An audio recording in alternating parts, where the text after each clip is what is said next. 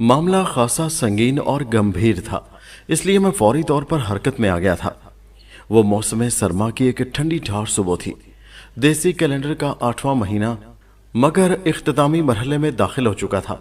माह दिसंबर की 10 तारीख थी और दिन था जुमेरात का। मैं हस्बे मामूल तैयार होकर थाने पहुंचा तो बरामदे में चंद लोगों को बेचैन बैठे देखा। उनके चेहरों ने मुझे बता दिया कि वो मेरा ही इंतजार कर रहे थे।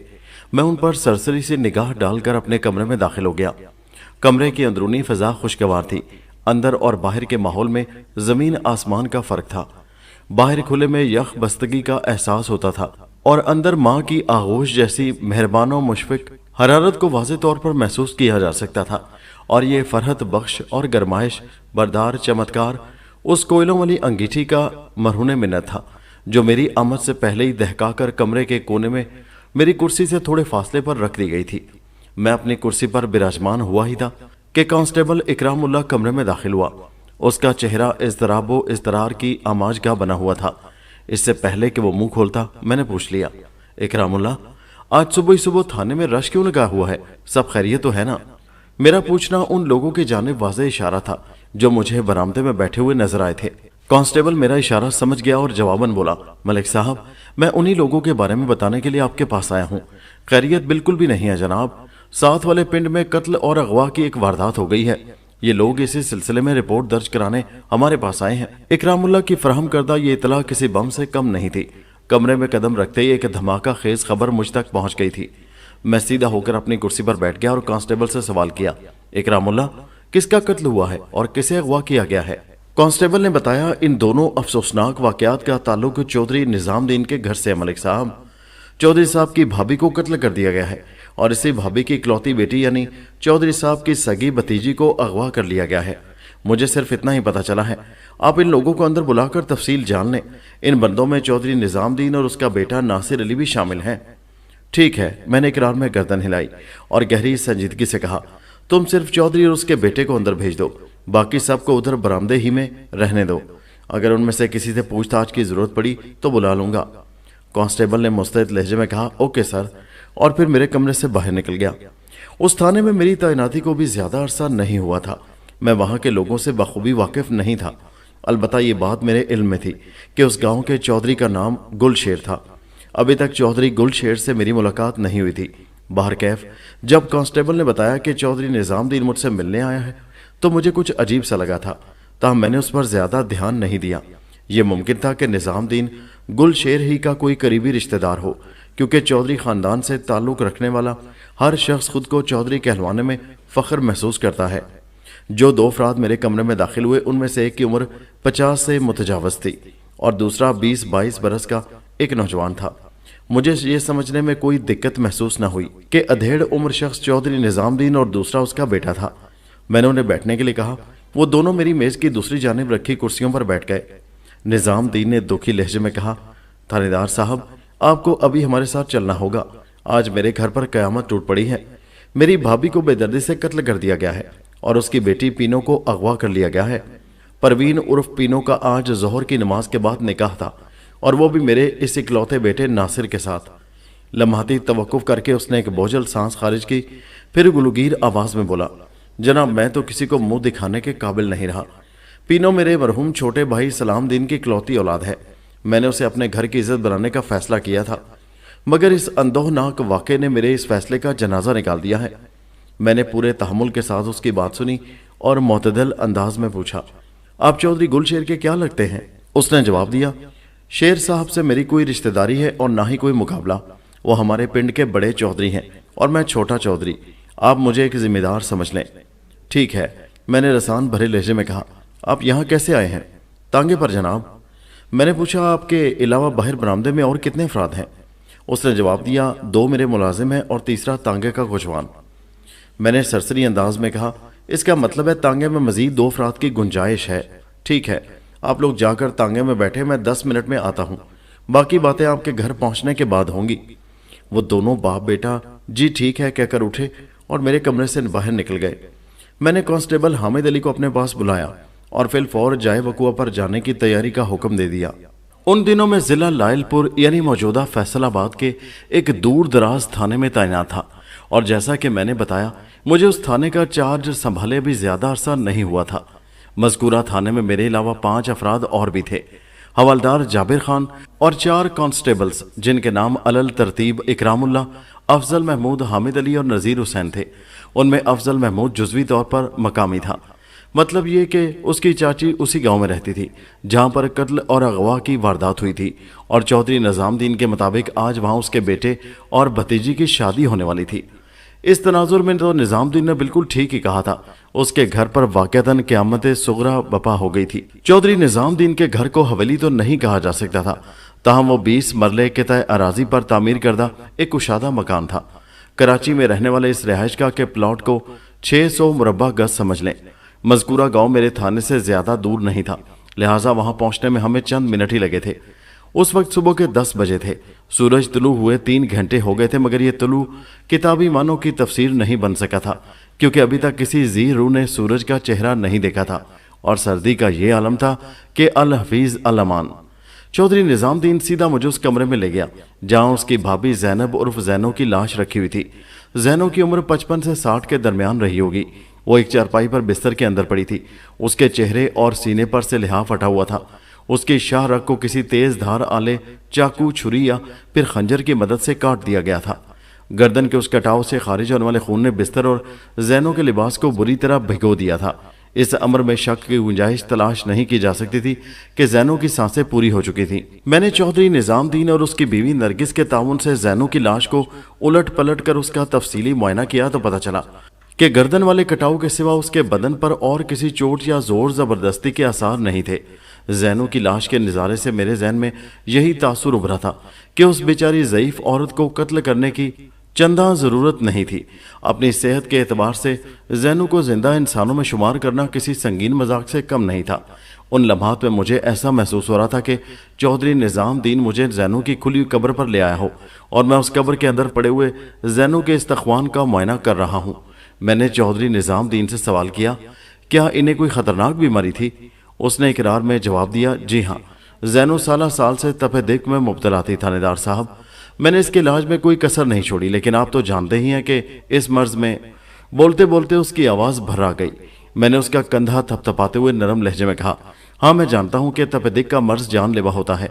ये इंसान से उसकी सेहत, रानाई, ताकत और तवानाई को धीरे धीरे छीन कर उसे मौत के मुंह में ले जाता है। ये एक हकीकत है कि आज से 70-80 साल पहले तपेदिक यानी टीबी का शाफी इलाज मुमकिन नहीं था। यह मोजी मर्ज अगर किसी शख्स की जान को लिपट जाता था तो वो उसे किस्तों में मारता था और बिलाखिर उसे कब्र में उतार कर ही दम लेता था। उस जमाने में टीबी यानी तपेदिक को मर्जुल मौत भी कहा जाता था। यह तो दूसरी जंग अज़ीम के दौरान में एक मोहसिन इंसानियत डॉक्टर अलेक्जेंडर फ्लेमिंग ने दुनिया की पहली एंटीबायोटिक मेडिसिन पेनिसिलिन तैयार की। उसके बाद ही जरासीमी बीमारियों का इलाज मुमकिन हो सका था। इब्तिदा में टीबी के मरीज को 3 से 4 साल तक इलाज के बाद सेहत का पैगाम मिलता था और इस इलाज के दौरान में उसे रोजाना एक इंजेक्शन भी लगवाना पड़ता था। वक्त के साथ साथ मेडिकल साइंस में तरक्की होती गई और आज टीबी को महज 6 से 9 माह के अंदर काबू कर लिया जाता है, और वो भी किसी इंजेक्शन के बगैर। अब इस मर्ज का इलाज सिर्फ टैबलेट ही से मुमकिन हो जाता है। मैंने टीबी के जरासीम को काबू करने की बात की है, उन्हें मारने या खत्म करने का दावा नहीं किया। इस मर्ज के बैक्टीरिया को जान से मार डालना मुमकिन नहीं है। इलाज के नतीजे में बैक्टीरिया की इस ढीठ नस्ल माइकोबैक्टीरियम ट्यूबरक्लोसिस को इंसान के बदन में मौजूद चिकनाई के अंदर कैद कर दिया जाता है। ये इंसानी चर्बी में गहरी नींद सोते रहते हैं। जब कोई शख्स टीबी के इलाज से सेहतयाब हो जाए तो फिर सारी ज़िंदगी उसे डाइटिंग वगैरह से परहेज ही करना चाहिए।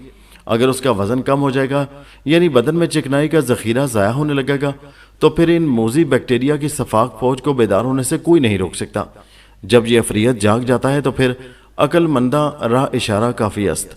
ये बेचारी तो पहले ही कब्र में टांगे लटकाए बैठी थी थानेदार साहब।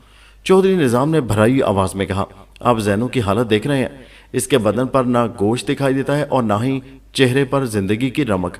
इसे बेदर्दी से गर्दन काट कर मौत के घाट उतारा गया है। पता नहीं कातिल को इस लाचार औरत से क्या दुश्मनी थी। मैंने ठहरे हुए लहजे में कहा, शदीद तरीन नफरत और कड़ी दुश्मनी के बगैर इस नोयत के लर्जा खेज वाकयात जन्म नहीं लेते चौधरी साहब। मैं उस लड़की का कमरा देखना चाहूंगा जो आज आपके बेटे के निकाह में आने वाली थी। ये बात रास्ते में चौधरी निज़ामुद्दीन मुझे बता चुका था कि उसकी बीमार भाभी ज़ैनू और उसकी इकलौती बेटी पीनो उनके साथ ही रहती थी। इसी लिए मैंने चौधरी के घर के अंदर पीनो का कमरा देखने की ख्वाहिश जाहिर की थी। मज़कूरा कमरे में बिछा हुआ बिस्तर बेतरतीब और खाली था। मैंने आइंदा 15 मिनट में अच्छी तरह पीनो के कमरे का जायजा लिया, लेकिन वहां पर मुझे कोई ऐसी शय न मिल सकी जो किसी भी जाविये से उसके अगवा पर रोशनी डालती हो। मैंने मौका की कार्रवाई मुकम्मल करने के बाद ज़ैनब उर्फ ज़ैनू की लाश को पोस्टमार्टम की गर्ज से कांस्टेबल हामिद अली की निगरानी में ज़िले अस्पताल भिजवा दिया और उस घर के रिहायशियों से पूछताछ शुरू कर दी। चौधरी निज़ामुद्दीन ने मुझे बताया था कि आज पीनो और नासिर की शादी होने वाली थी, लेकिन मुझे वो घर किसी भी लिहाज से शादी वाला घर नजर नहीं आ रहा था। मैंने यहीं से सवालात का आगाज किया। मैंने कहा, चौधरी साहब, इस वक्त आप तीनों के सिवा और कोई बंदा इस घर में दिखाई नहीं दे रहा, या फिर आपके मुलाजमीन इधर उधर बिखरे नजर आते हैं। अगर आज जोहर की नमाज के बाद नासिर और पीनो का निकाह होने वाला था तो मेहमान वगैरह कहाँ हैं? चौधरी निज़ामुद्दीन के बजाय उसके बेटे नासिर ने जवाब दिया, थानेदार साहब, बात दरअसल ये है कि हमारे और चाची ज़ैनू के अजीज रिश्तेदार हैं ही नहीं, तो हम यहाँ आने की दावत किसको देते? मैंने उलझन ज़दा लहजे में पूछा, ये कैसे मुमकिन है कि किसी का कोई रिश्तेदार ना हो? नरगिस अपने बेटे की तायद में बोली, नासिर ठीक कह रहा है थानेदार साहब। ज़ैनू के बड़े भाई कादिर अली और भाभी हमीदा तवील अरसा पहले अल्लाह को प्यारे हो गए थे। ज़ैनू का घर वाला यानी मेरा देवर सलामदीन उस वक्त इस दुनिया से रुखसत हो गया था जब पीनो एक छोटी बच्ची थी। ये तो हो गया ज़ैनू और उसके ख़ानदान का अहवाल। बाकी जहाँ तक हमारी तरफ की कहानी है तो वो सांस संवार करने की गर्ज से थमी, फिर अपनी बात मुकम्मल करते हुए कहा, मैं अपने वालिदैन की पहली औलाद थी और बचपन ही में मेरे माँ बाप गुजर गए थे। निज़ामुद्दीन भी सिर्फ 2 भाई थे, यानी ये खुद और इनका छोटा भाई और पीनो का बाप सलामदीन। नासिर हमारी इकलौती औलाद है। मुझे उम्मीद है कि हमारे इंतहाई मुख्तसर ख़ानदान की तफसील आपकी समझ में आ गई होगी। चौधरी निज़ामुद्दीन ने कहा, हमारा प्रोग्राम यही था कि आज जोहर की नमाज के बाद नहायती सादगी के साथ मस्जिद में नासिर और पीनो का निकाह करा देंगे और कल बरोज़ जुमा इनका वलीमा किया जाता। हमने वलीमे की तकरीब में गाँव वालों को मदऊ किया था, मगर इससे पहले ही सब उजड़ गया। हम तबाह बर्बाद हो गए हैं जनाब। मैंने रसानियत भरे लहजे में कहा, चौधरी साहब, जो होना था वो तो हो चुका, अब ये सोचे कि आगे क्या करना है। चौधरी निज़ामुद्दीन ने टूटे हुए लहजे में कहा, सच पूछे तो मेरा दिमाग काम नहीं कर रहा। मुझे तो यकीन ही नहीं आ रहा कि हमारे घर को किसी बदख्वाह की नज़र लग गई है। नरगिस ने मोतदिल अंदाज में कहा, थानेदार साहब, ये तो एक खुली हकीकत है कि ज़ैनू को दोबारा जिंदा नहीं किया जा सकता, लेकिन आप कम अज़ कम इतना तो कर ही सकते हैं कि किसी तरह पीनो को ढूंढ निकालें ताकि मेरे बेटे का घर आबाद हो जाए। मैंने ठहरे हुए लहजे में कहा, नरगिस, मैं तुम्हारे जज्बातों एहसासात को बखूबी समझ सकता हूँ। एक माँ को इन हालात में इसी तरह सोचना चाहिए, लेकिन कानून का एक पासबान होने के नाते मैं ये समझता हूँ कि जितना ज़रूरी परवीन और पीनो को बाजियाब करना है, उतना ही अहम ज़ैनब उर्फ ज़ैनू के कातिल का सुराग लगाकर उसे कैफरे किरदार तक पहुँचाना भी है, और मैं ये दोनों काम आप लोगों के ताउन के बगैर नहीं कर सकता। मैंने ड्रामाई अंदाज में अपनी बात मुकम्मल की तो चौधरी निज़ामुद्दीन इस तरारी लहजे में बोला, थानेदार साहब, हम हर किस्म के ताउन के लिए तैयार हैं, आप हुक्म करें, हमें क्या करना होगा। मैंने बारी बारी उन तीनों की तरफ देखते हुए गहरी संजीदगी से कहा, सबसे पहले तो आप लोग मुझे ये बताएं कि आपको कब ये पता चला कि ज़ैनू को कत्ल करके उसकी बेटी पीनो को अगवा कर लिया गया है। नरगिस ने मेरे सवाल के जवाब में बताया, मेरी आंख सुबह जल्दी खुल जाती है थानेदार साहब। जब मैं चौधरी साहब को सोता छोड़कर कमरे से बाहर निकली तो मुझे घोड़ों के दौड़ने की आवाज़ सुनाई दी। ये बिल्कुल ही अजीब और अनहोनी बात थी। मुंह अंधेरे हमारे घर के सामने आज से पहले घोड़ों के दौड़ने की आवाज़ कभी नहीं उभरी थी। मेरे दिल ने कहा कि कोई गड़बड़ हो गई है। मैं जल्दी से सहन में निकल आई, तभी मेरा दिल धक से रह गया। उसने ड्रामाई अंदाज में तवक्कुफ किया, 2-3 गहरी सांसें ली, फिर इन अल्फाज में इजाफा कर दिया, हमारे घर का बैरूनी दरवाज़ा खुला हुआ था। मैंने दौड़कर सहन अबूर किया और खुले हुए दरवाजे से बाहर झांका। मैंने 2 घोड़ों को धूल उड़ाते तेज रफ्तारी से अपनी निगाह से ओझल होते देखा। घुड़सवार कौन थे इस बारे में मैं तो आपको कुछ नहीं बता सकती, अलबत्ता वो लोग अपने घोड़ों को इस तरह सरपट दौड़ा रहे थे जैसे वो कोई वारदात करके फरार हो रहे हों या फिर उन्हें कहीं जाने की जल्दी हो। नरगिस खामोश हुई तो मैंने सवाल दाग दिया, फिर तुमने क्या किया? नरगिस ने बताया कि मैं वापस अपने कमरे में आई और चौधरी साहब को झंझोड़कर गहरी नींद से बेदार किया। मेरी बात सुनकर ये भी हक्का बक्का रह गए। हम दोनों ने जब घर को चेक किया तो ये रूह फरसा इंकशाफ हुआ कि ज़ैनू को बेदर्दी से कत्ल कर दिया गया है और पीनो भी अपने कमरे में मौजूद नहीं। फिर हमने नासिर को जगाया और हम तीनों ने मिलकर घर के कोने कोने में पीनो को तलाश किया, मगर वो हमें कहीं नहीं मिली। اس کے بعد ہم یہ سوچنے پر مجبور ہو گئے کہ جس کسی بے رحم شخص نے زینو کی جان لی ہے وہی بدبخت پینو کو بھی اٹھا لے گیا ہے۔ ہم اس واقعے کو لے کر پریشان ہو ہی رہے تھے کہ فجر کی اذان ہو گئی۔ چودھری نظام دین نے بوجھل آواز میں کہا۔ ہم اندھیرا چھٹنے کا انتظار کرنے لگے۔ صبح ہوئی تو گاؤں والوں کو بھی اس ناگہانی کا پتہ چل گیا۔ جس نے بھی سنا حیرت کا اظہار کیا۔ اس کے بعد میں ناصر کو ساتھ لے کر آپ کے پاس پہنچ گیا تھا۔ چودھری نظام دین کی بات مکمل ہونے پر میں نے گمبھیر انداز میں کہا، ایک بات تو صاف نظر آ رہی ہے کہ زینو کا قاتل اور پینو کو اغوا کر کوئی ایک ہی شخص یا اشخاص ہیں۔ نرگس نے 2 گھوڑوں کو جاتے ہوئے دیکھا تھا۔ اغلب امکان اسی بات کا ہے کہ یہ دوہری واردات انہیں گھڑ سواروں کا مذموم کارنامہ ہے، اور یہ کوئی معمولی واقعہ نہیں کہ میں اسے اتفاقات یا روزمرہ کے جرائم کے کھاتے پر چڑھا دوں۔ وہ لوگ جو کوئی بھی تھے زینو اور پینو کے پکے دشمن تھے۔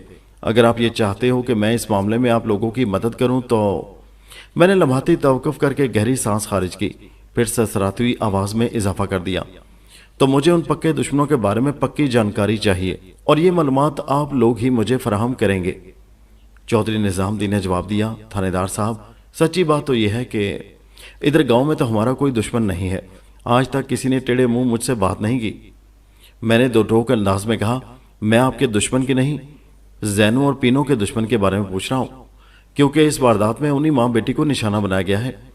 ناصر علی نے سوالیہ نظر سے اپنے باپ کی طرف دیکھا اور کہا، ابا جی، ہمیں تھانے دار صاحب کو اس دھمکی کے بارے میں بتا دینا چاہیے۔ کون سی دھمکی؟ میں نے سرسراتی آواز میں پوچھا۔ چودھری نظام دین نے بتایا، چند روز پہلے ہمیں ایک خط ملا تھا۔ وہ خط میرے ہی نام آیا تھا، جس میں کسی نے یہ دھمکی دی تھی کہ اگر پینو کی شادی ناصر سے کی گئی تو وہ پینو اور زینو کو کاٹ ڈالے گا۔ میں نے تیز آواز میں پوچھا، یہ بات آپ نے مجھے پہلے کیوں نہیں بتائی؟ کیا وہ خط آپ کے پاس محفوظ رکھا ہوا ہے؟ میں اس خط کو دیکھنا چاہتا ہوں۔ چودھری نظام دین نے اقرار میں گردن ہلائی اور کہا، ہاں، میں ابھی لے کر آتا ہوں جناب۔ اس وقت ہم سب چودھری نظام دین کی بیٹھک میں بیٹھے ہوئے تھے۔ چودھری اٹھ کر گھر کے اندرونی حصے میں گیا تو میں نے ان ماں بیٹے سے پوچھا، یہ خطرناک دھمکی آپ لوگوں کو، میرا مطلب ہے کہ زینو اور پینو کو کس نے دی تھی؟ نرگس نے بتایا کہ اس خط میں دھمکی دینے والے نے اپنا نام نہیں لکھا تھا، لیکن ایسا لگتا ہے کہ یہ حرکت زلفی کے سوا اور کسی کی نہیں ہو سکتی۔ میں پوچھے بنا نہ رہ سکا، یہ زلفی؟ کون زلفی؟ ناصر علی نے میرے سوال کے جواب میں بتایا کہ زلفی کا اصل نام ذوالفقار ہے۔ وہ رشتے میں زینو چچی کا بھتیجا لگتا ہے، یعنی ان کے مرحوم بھائی قادر علی کا بیٹا۔ اوہ! میں گہری سانس لے کر رہ گیا اور پوچھا، اگر میں غلط نہیں سوچ رہا تو زلفی اس گاؤں میں نہیں رہتا، ورنہ پینو کی شادی رکوانے کے لیے اسے خط نہ لکھنا پڑتا۔ نرگس نے تائیدی انداز میں گردن ہلائی اور کہا، آپ کا اندازہ درست ہے تھانے دار صاحب۔ زلفی کے بارے میں یہ بتانا مشکل ہے کہ اس کا ٹھکانہ کہاں ہے۔ سننے میں یہی آیا ہے کہ وہ کوئی اچھا انسان نہیں۔ اس نے چوری، ڈکیتی اور قتل و غارت گری کو اپنا پیشہ بنا رکھا ہے، اور پولیس سے بچنے کے لیے ادھر ادھر چھپتا پھرتا ہے، کبھی جھنگ، کبھی سرگودھا، کبھی شیخو پورہ اور کبھی ساہیوال، کبھی کبھار وہ لائل پور کا چکر بھی لگا لیتا ہے۔ میں نے ایک اہم سوال کیا، جب وہ لائل پور میں ہوتا ہے تو کیا کبھی آپ لوگوں سے ملنے اس گاؤں میں بھی آتا ہے؟ جی نہیں، نرگس نے نفی میں گردن ہلائی اور بتایا، اس نے کبھی ادھر کا رخ نہیں کیا۔ اس کے بارے میں ہمیں جو کچھ بھی معلوم ہے وہ سنی سنائی پر مشتمل ہے۔ نرگس اور ناصر سے میری بات چیت جاری ہی تھی کہ نظام دین وہ خط لے کر آ گیا جس کے اندر زینو کو دھمکایا گیا تھا۔ چودھری نظام دین نے ایک لفافہ لا کر مجھے تھمایا اور وہیں جا کر بیٹھ گیا جہاں سے چند منٹ پہلے وہ اٹھ کر گیا تھا۔ لفافے کے اوپر چودھری نظام دین کا نام لکھا ہوا تھا اور نیچے ایڈریس بھی اسی گاؤں اور گھر کا تھا۔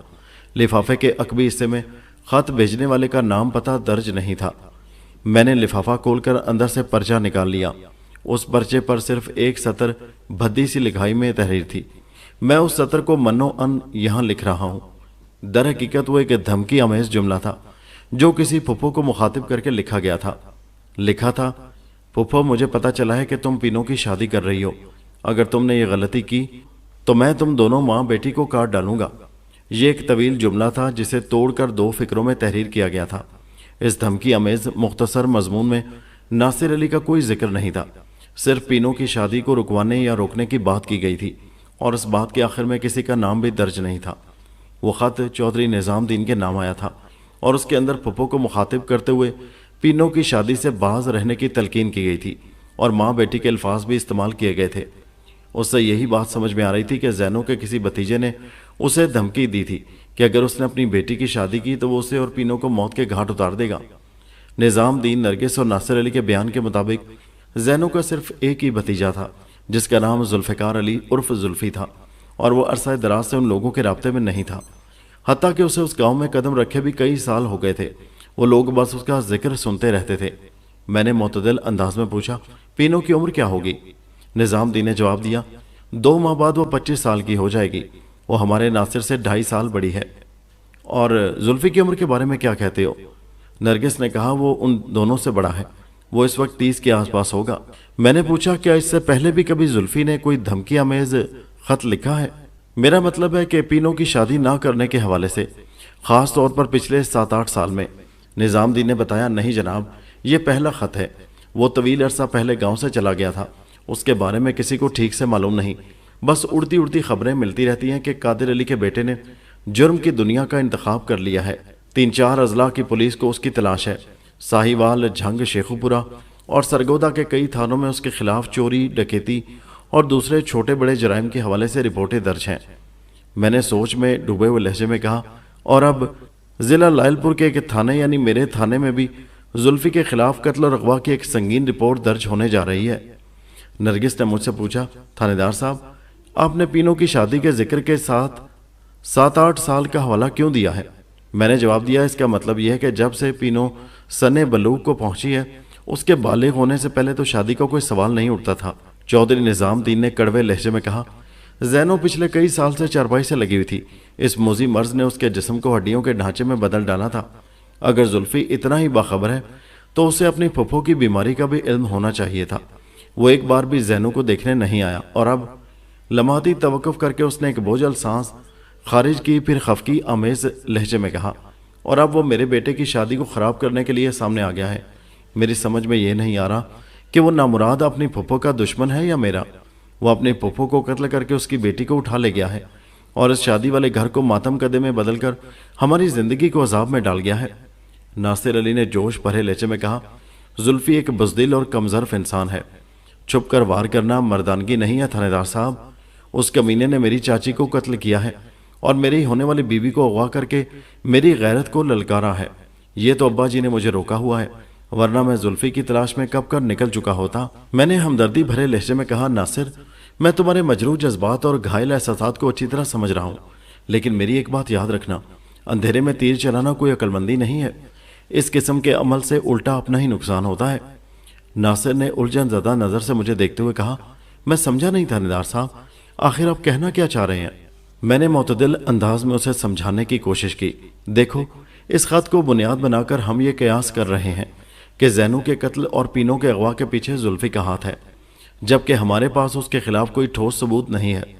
یہ بھی تو ہو سکتا ہے کہ اس دوہری واردات کے پیچھے کسی اور کا ہاتھ ہو، اور وہ چالاک شخص پولیس کی تفتیش کا رخ زلفی کی طرف موڑنے کی کوشش کر رہا ہو۔ نظام دین نے ناصر کی طرف دیکھتے ہوئے کہا، تھانے دار صاحب بالکل ٹھیک کہہ رہے ہیں بیٹا جی، ہم نے یہ معاملہ جب ان کے سپرد کر دیا ہے تو انہیں اپنے طریقے سے کام کرنے دیں۔ مجھے یقین ہے کہ تھانے دار صاحب کی ساری ہمدردیاں ہمارے ساتھ ہیں، کیونکہ ظلم اور زیادتی تو ہمارے ساتھ ہوئی ہے۔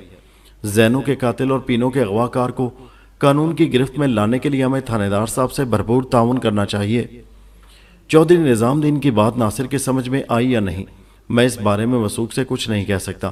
بہر کیف اس موقع پر میں نے ناصر کی تسلی کی خاطر کہا، میں پہلی فرصت میں اپنے ذرائع استعمال کر کے جھنگ، ساہیوال، سرگودا اور شیخو پورہ کے مختلف تھانوں میں زلفی کے خلاف درج مقدمات کی تفصیلات تک رسائی حاصل کرنے کی کوشش کرتا ہوں۔ اگر وہ بدبخت آج والی واردات میں ملوث ہے تو پھر میرے ہاتھ سے بچ نہیں سکے گا۔ وہ پینوں کے ساتھ پاتال میں بھی جا چھپے، میں اسے کان سے پکڑ کر باہر نکال لاؤں گا۔ بس تم تینوں میرے ایک سوال کا ٹھیک ٹھیک جواب دے دو۔ نظام دین نے فدویانہ انداز میں کہا، آپ پوچھیں تھانے دار صاحب، ہم نے آپ سے تعاون کا وعدہ کیا ہے۔ میں نے ٹھوس انداز میں پوچھا، کیا زلفی پینوں سے شادی کرنا چاہتا تھا؟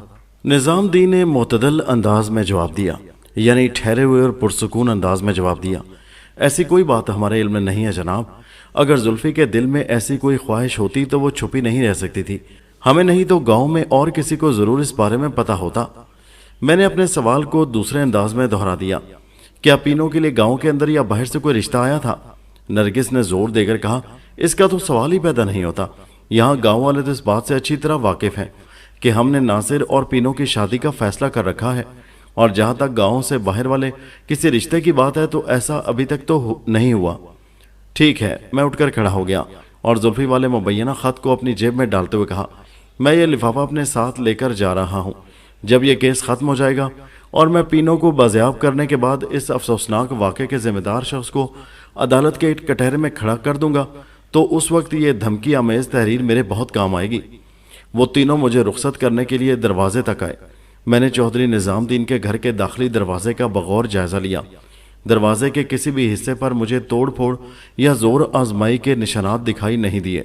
घर के सामने वाली दीवार लगभग 6 फीट ऊंची थी। अगलब इम्कान इसी बात का था कि हमलावरों ने अपने घोड़े घर से थोड़े फासले पर खड़े किए होंगे।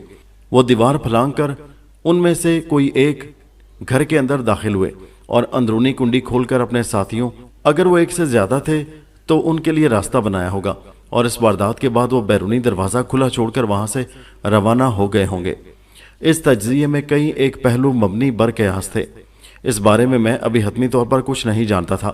इस घर के मकीनों ने मुझे जो मालूमात फराहम की, उनकी रोशनी में मैंने हमलावरों की कार्रवाई का एक खाका सा अपने जहन में बना लिया था। हकीकत क्या थी वो आगे चलकर वाज़ेह होना थी। नरगिस, मैंने चौधरी निज़ामुद्दीन की बीवी को मुखातिब करते हुए मोतदिल अंदाज में सवाल किया, तुमने उन घुड़सवारों को किस जानिब जाते देखा था? उसने एक तरफ इशारा कर दिया। चौधरी साहब, मैंने निज़ामुद्दीन को मुखातिब करते हुए गहरी संजीदगी से कहा, उस जानिब जहां तक वो मुमकिन हो इस रास्ते पर लोगों की आमदरफ्त को रोकने की कोशिश करें। कम अज कम आज के दिन के लिए तो आपको ये जरूर करना होगा। वो सोचती हुई नजर से मुझे देखते हुए पूछने लगा, कहीं आप जुल्फी का खुरा निकालने के बारे में तो नहीं सोच रहे? मैंने तायदी अंदाज में गर्दन हिलाते हुए कहा, आपका अंदाजा दुरुस्त है चौधरी साहब। जैनों के कत्ल और पीनों के अगवा में जुल्फी या कोई दूसरा तीसरा चौथा जो भी मुलविस है, मैं उसे ढूंढ निकालने में हर नौयत की कोशिश करूंगा। चौधरी निज़ामुद्दीन ने मेरी हिदायत पर अमल करने का यकीन दिलाया और मैं उन्हें तसल्ली दिलासा देकर थाने आ गया। अब दोपहर ढलने लगी थी, वो दोपहर जिसमें धूप का नामो निशान कहीं नजर नहीं आता था। उस वक्त सुबह की बनिस्बत सर्दी में खासी हद तक कमी वाक़ हो चुकी थी, लेकिन ताहाल उसे खुशगवार मौसम नहीं कहा जा सकता था। मैं थाने में पहुंचा तो हवलदार मेरे कमरे में आ गया। हवलदार ने मुझसे पूछा, मलिक साहब, आपने कुछ खाया पिया भी या सुबह से कार सरकार में ही मसरूफ है? मैंने थके हुए लहजे में जवाब दिया, जाबिर खान, नौकरी पुलिस की हो या दूसरी किसी फोर्स की, उसमें मुलाजिम को सांस सांस कार सरकार ही में मसरूफ रहना पड़ता है। तुम मेरे लिए खाने का बंदोबस्त करो, तब तक मैं जोहर की नमाज अदा कर लेता हूँ, या फिर आराम से बैठकर मैं तुम्हें आज की कारगुजारी के बारे में बताऊंगा। हवलदार ने फरमाबरदारी से कहा, जो हुक्म मलिक साहब। मैंने पूछा, क्या कांस्टेबल अफजल इस वक्त थाने में मौजूद है? उसने कहा, जी मलिक साहब, वो इधर ही है। मैंने कहा, अफजल महमूद को तुम मेरे पास भेज दो और खोजी सरदार हुसैन की तरफ किसी बंदे को रवाना करके उसे फौरन थाने बुला लो। मैंने सरदार के लिए काम निकाला है। जाबिर खान ने इकरार में सर हिलाया, जी मैं समझ गया, और फिर कमरे से निकल गया। ठीक 5 मिनट बाद कांस्टेबल अफजल महमूद मेरे रूबरू बैठा हुआ था। मैंने उससे पूछा, तुम्हारा खून कब से सफ़ेद हो गया है? वो हैरत भरे अंदाज में पलकें झपकाते बोला, मैं समझा नहीं मलिक साहब, आप ऐसे क्यों कह रहे हैं? मैंने उसके चेहरे पर निगाह जमाकर कहा, चंद कदमों की दूरी पर तुम्हारी चाची नजीरा रहती है, तुम कब से उससे मिलने नहीं गए? अफजल महमूद का चाचा अल्लाह रखा अब इस दुनिया में मौजूद नहीं रहा था, मगर चाची नजीरा अपने बच्चों के साथ इसी गांव में रहती थी जहां आज अलल सबा अगवा और कत्ल की वारदात हुई थी। अफजल ने मेरे सवाल के जवाब में बताया, 2 महीने से ज्यादा हो गए मलिक साहब। मैंने मानी खेज अंदाज में कहा, इसी को तो कहते हैं इंसान का खून सफ़ेद हो जाना। तुम्हारी चाची थाने से इतनी नज़दीक रहती है और तुम्हें उसकी खैर खैरियत पूछने की भी तौफीक नहीं हुई?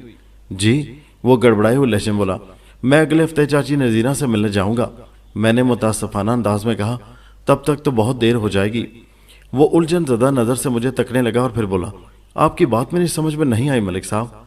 मैंने 2 टोक अंदाज में कहा, तुम्हें अभी और इसी वक्त अपनी चाची के गाँव रवाना होना है और वहाँ पहुँच तुम एक अहम काम करोगे। वो इकरार में गर्दन हिलाते बोला, जी ठीक है, आप हुक्म करें मलिक साहब, मैं हर हाल में उसकी तामील करूंगा। आइंदा 10 मिनट के अंदर मैंने अफजल महमूद को उसकी ताज़ा तरीन जिम्मेदारी से तफसीलन आगाह कर दिया।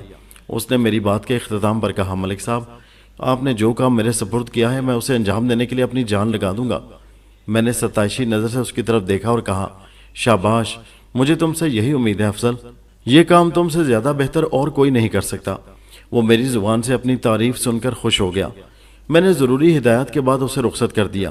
میری اب تک کی تفتیش میں صرف ایک ہی مشکوک نام سامنے آیا تھا، یعنی ذوالفقار علی عرف زلفی، لیکن افسوس کہ میں زلفی کے نام اور مقتولہ زینب و مبینہ مغوی پینوں سے اس کے رشتے کے علاوہ اس کی ذات کے بارے میں کچھ نہیں جانتا تھا۔ اسی مقصد کو پانے کے لیے میں نے افضل محمود کو اس کی چاچی سے ملنے بھیجا تھا۔ نذیرہ اس گاؤں میں ایک ماچھن یعنی بھٹیارن کی حیثیت سے کام کرتی تھی۔ اس کے تنور اور بھٹی پر گاؤں کی عورتوں اور بچوں کا رش لگا رہتا تھا۔ حجام کی دکان ہو یا بھٹیارن کا تندور، یہ کسی نیوز ایجنسی سے کم اہمیت کا حامل نہیں ہوتا۔ آج اس گاؤں میں قتل اور اغوا کی جو واردات ہوئی تھی اس کے بارے میں ہر کوئی گفتگو کر رہا ہوگا۔ مجھے امید تھی کہ افضل محمود وہاں سے اہم معلومات نکال کر لائے گا۔ بظاہر وہ اپنی چاچی نذیرہ سے ملنے اس گاؤں گیا تھا، لیکن در پردہ اسے پولیس کے ایک مخبر کا کردار ادا کرنا تھا۔ افضل محمود کے جانے کے بعد میں نے نماز ادا کی۔ اتنی دیر میں جابر خان میرے لیے کھانا لے کر آ گیا۔ کھانے کے دوران میں نے جابر خان کو اپنی کارگزاری سے آگاہ کیا۔ ہمارے درمیان بات چیت کا سلسلہ چل ہی رہا تھا کہ کانسٹیبل حامد علی شہر سے واپس آ گیا۔ حامد کو میں نے زینو کی لاش کے ساتھ ضلعی اسپتال بھیجا تھا۔ اس نے کمرے میں آ کر مجھے سلام کیا تو میں نے پوچھا، ہاں بھائی حامد، اسپتال والوں نے کیا کہا ہے؟ کانسٹیبل نے جواب دیا، ملک صاحب، ضلعی اسپتال کی لیبارٹری میں کچھ مسئلہ چل رہا ہے، اس لیے کل تک ہمارا کام مکمل نہیں ہو سکے گا۔ وہ لوگ پرسوں صبح پوسٹ مارٹم کی ابتدائی رپورٹ کے ساتھ مقتولہ زینو کی لاش ہمارے حوالے کر دیں گے، اور اس کے لیے ذرا دیر کو رک کر اس نے گہری سانس لی، پھر اپنی بات مکمل کرتے ہوئے بولا، اس کے لیے ہمیں اسپتال جانے کی ضرورت نہیں، اسپتال کا عملہ پوسٹ مارٹم شدہ لاش کو خود یہاں پہنچا دے گا۔ میں نے کہا، یہ تو بہت اچھی بات ہے، چلیں یہ بھی ٹھیک ہے کہ کل نہیں تو پرسوں زینو کی لاش ہمیں مل جائے گی۔ کانسٹیبل حامد علی میرے کمرے سے چلا گیا تو میں اور حوالدار جابر خان ایک بار پھر تازہ صورتحال پر تبادلہ خیال کرنے لگے۔ میں نے حوالدار سے پوچھا، جابر خان، تم اس تھانے میں کب سے ہو؟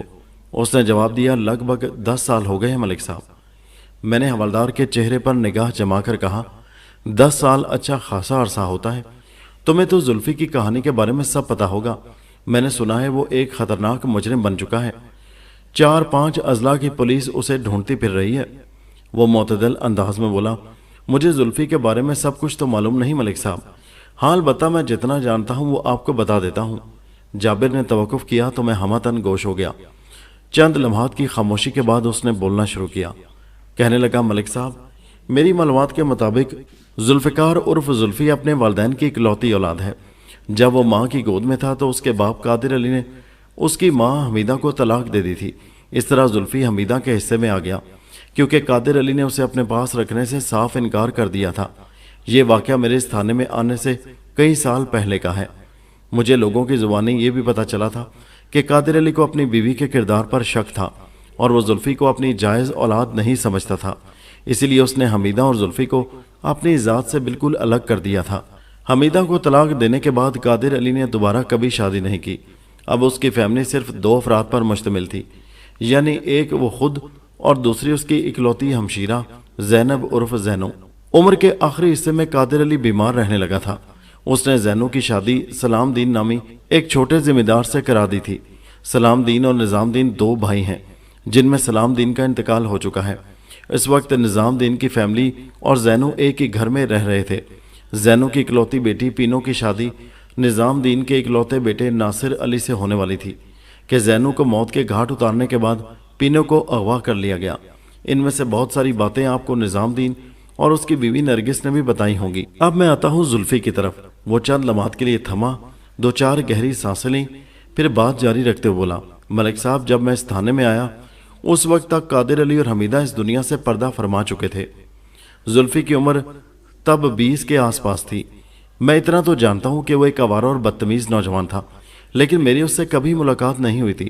کچھ ہی عرصے کے بعد پتہ چلا کہ زلفی نے گاؤں چھوڑ دیا ہے۔ وہ کہاں چلا گیا تھا اس بارے میں کسی کے پاس کوئی ٹھوس اور یقینی اطلاع نہیں تھی۔ سال پر سال گزرتے گئے، پھر پتہ چلا کہ زلفی نے اپنے لیے جرم کی راہ کا انتخاب کر لیا ہے۔ یہ میں نے بھی سنا ہے کہ وہ چوری، ڈکیتی اور قتل و غارت گری کی کئی وارداتوں کے سلسلے میں جھنگ، سرگودا، شیخوپورہ، ساہیوال اور لائل پور کی پولیس کو مطلوب ہے، لیکن میں نہیں جانتا اس خبر میں کس حد تک سچائی ہے۔ حوالدار کے خاموش ہونے پر میں نے ٹھہرے ہوئے لہجے میں کہا، اس صداقت تک رسائی حاصل کرنا ناگزیر ہو گیا جابر خان۔ क्योंकि जुल्फी के मामले में अब हमारा थाना भी मुलविस हो चुका है। मैं चाहता हूं कि तुम कल सुबह यहां से रवाना हो जाओ। बेसाख्ता उसके मुंह से निकला, कहाँ मलिक साहब, आप मुझे कहाँ भेजने की बात कर रहे हैं?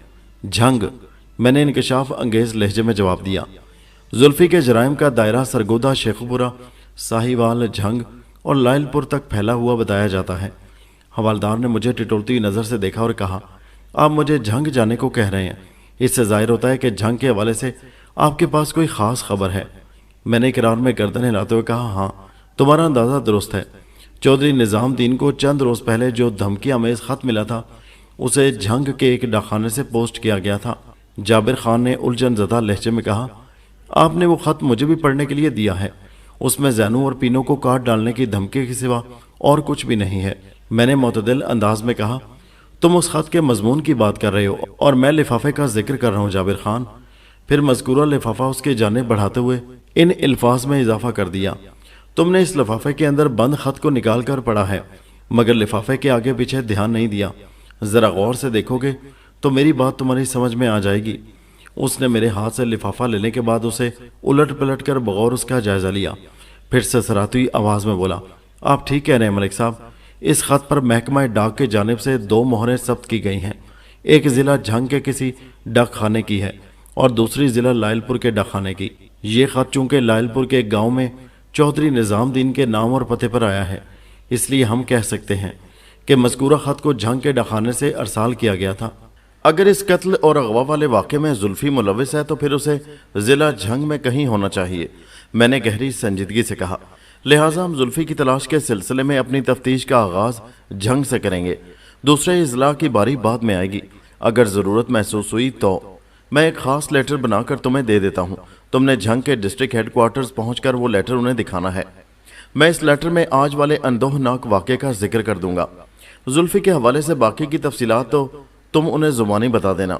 मुझे यकीन है इस मामले में फौरी दिलचस्पी लेते हुए हेडक्वार्टर्स जुल्फी तक रसाई हासिल करने के लिए ज़रूर हमारी मदद करेगा। जाबिर खान ने सताइशी नज़र से मुझे देखा और कहा, आप बिल्कुल सही खतूत पर सोच रहे हैं, लेकिन मैं समझता हूँ कि इस केस का एक पहलू और भी है। मैंने पूछा, कौन सा पहलू? हवलदार ने जवाब दिया, ये भी तो हो सकता है कि इस संगीन वारदात से जुल्फी का कोई ताल्लुक वास्ता ना हो। किसी ने उसका नाम इस्तेमाल करके जैनू को मौत के घाट उतार दिया हो और उसकी बेटी पीनो को उठाकर ले गया हो। मैंने ठहरे हुए लहजे में कहा, जाबिर खान, ये नुक्ता मेरे जहन में भी मौजूद है और अगर ये एक वाकयाती हकीकत है तो फिर ये वाज़ेह हो जाता है कि जैनू के कत्ल और पीनो के अगवा के पीछे जिस किसी का भी हाथ है वो बैक वक्त जुल्फी, नासिर, जैनू और पीनो का दुश्मन है। ऐन मुमकिन है कि वो शख्स पीनो का कोई चाहने वाला हो और जैनू उसकी चाहत के रास्ते की दीवार बनी खड़ी हो। उसे किसी भी कीमत पर यह मंजूर नहीं था कि पीनो की शादी उसके सिवा किसी और से हो, सो वो जैनू को उसकी जिद की सजा देने के बाद अपनी पसंद को उठा ले गया। मेरी बात मुकम्मल होने पर हवालदार ने कहा, मलिक साहब, आपका ये तज्जिया इस खत की तहरीर की इक्कासी करता है जो किसी ने झंग से चौधरी निज़ामुद्दीन के लिए भेजा था। बाहर कैफ ये तो तय है कि इस लर्जा खेज वाक़े का जिम्मेदार शख्स इंतहाई सफाक और खुद गर्ज इंसान है। मैंने सोच में डूबे हुए लहजे में कहा, हमने किसी भी तरह उस बुरे इंसान को ढूंढ निकालना है जाबिर खान, और उसके बाद उसे उसके मंतकी इबरतनाक अंजाम तक भी पहुंचाना है। जाबिर खान ने पुरजोर अंदाज में मेरी तायद करते हुए मजबूत लहजे में जवाब दिया, इंशाअल्लाह ज़रूर। हमारी गुफ्तगू खत्म हुई तो खोजी सरदार हुसैन मुझसे मिलने आ गया। मैंने सरदार को अपनी ज़रूरत के पेश नज़र मौजूदा ताज़ा हालात व वाक़यात की रोशनी में उसका काम समझा दिया और मुतदिल अंदाज में कहा, चाचा सरदार, कांस्टेबल नज़ीर हुसैन को मैं तुम्हारे साथ नत्थी कर रहा हूँ, तुम अभी अपने काम से लग जाओ। शाम तक तुम उन घुड़सवारों का जितना भी खुरा निकाल सकते हो निकाल लो, बाकी का काम कल कर लेना। तुम एक तजर्बाकार खोजी और अपने काम को अच्छी तरह जानते हो, बस मुझे रिजल्ट चाहिए। सरदार हुसैन ने पुरएतमाद लहजे में कहा, मैं आपकी तवक्को पर पूरा उतरने की कोशिश करूंगा मलिक साहब, और उठकर खड़ा हो गया। आप कांस्टेबल को बुला लें, अंधेरा होने में अभी 1.5-2 घंटे बाकी हैं, जो काम निमट जाए वही अच्छा। आइंदा 10 मिनट में नज़ीर हुसैन और सरदार हुसैन मेरे बताए हुए मिशन पर रवाना हो गए। सरदार हुसैन की उम्र 60 से मुतजावज़ थी। वो एक संजीदा और बुर्दबार शख्स था। आज उससे मेरी दूसरी मुलाकात हुई थी। पहली मरतबा हम उस वक्त मिले थे जब मैंने इस थाने का चार्ज संभाला था। उस मौका पर थाने के अमले के अलावा उन लोगों से भी मुझे मुतारिफ कराया गया था जो डिपार्टमेंट के बाकायदा मुलाजिम नहीं थे, लेकिन किसी केस को हल करने के लिए महकमा उनसे मदद लिया करता था, जैसा कि खोजी, खबरी वगैरह। 11 दिसंबर बरोज जुमे की सुबह मैं तैयार होकर थाने पहुंचा तो हवलदार जाबिर खान को अपना मुंतजिर पाया। वो जंग जाने के लिए बिल्कुल तैयार बैठा था। गुज़श्ता रात सोने से पहले मैंने DHQ डिस्ट्रिक्ट हेडक्वार्टर्स के लिए एक जामे लेटर तैयार कर लिया था। चुनांचे मैंने वो लेटर जाबिर खान को थमाया और ज़रूरी हिदायत के साथ उसे जंग रवाना कर दिया। जाबिर खान के जाते ही मैंने कांस्टेबल नज़ीर हुसैन को अपने कमरे में बुला लिया। गुज़श्ता सपहर मैंने नज़ीर हुसैन को खोजी सरदार हुसैन के साथ लगाया था। नज़ीर हुसैन ने कमरे में आकर मुझे सलूट किया। मैंने पूछा, कल का क्या रहा? उसने बेजारी से जवाब दिया, मलिक साहब, खुरा वगैरह निकालने और उठाने का मुझे कोई ज़ाती तजुर्बा तो है नहीं, बस मैं सरदार हुसैन के पीछे पीछे चलता रहा हूँ। मैंने कदरे सख्त लहजे में कहा, मैंने तुम्हारे तजुर्बे और महारत के बारे में नहीं पूछा नज़ीर हुसैन, मैं तो सरदार हुसैन की कारकर्दगी के बारे में पूछ रहा हूँ। उसने कहाँ से अपने काम का आगाज़ किया था और कहाँ तक पहुँचने के बाद काम को रोका, यानी आज वो कहाँ से खुरा निकालना शुरू करेगा? मेरी बात भेजे में उतरी कि नहीं? वो अपनी गर्दन को इकरार में हरकत देते हुए बोला, जी हाँ मलिक साहब, हमने चौधरी निज़ामुद्दीन के घर के दरवाजे से काम शुरू किया था और जब अंधेरा होने लगा सरदार हुसैन चौधरी साहब के डेरे के नज़दीक पहुंच चुका था। मैंने तेज़ आवाज़ में पूछा, तुम कौन से चौधरी की बात कर रहे हो, चौधरी निज़ामुद्दीन या फिर चौधरी गुलशेर?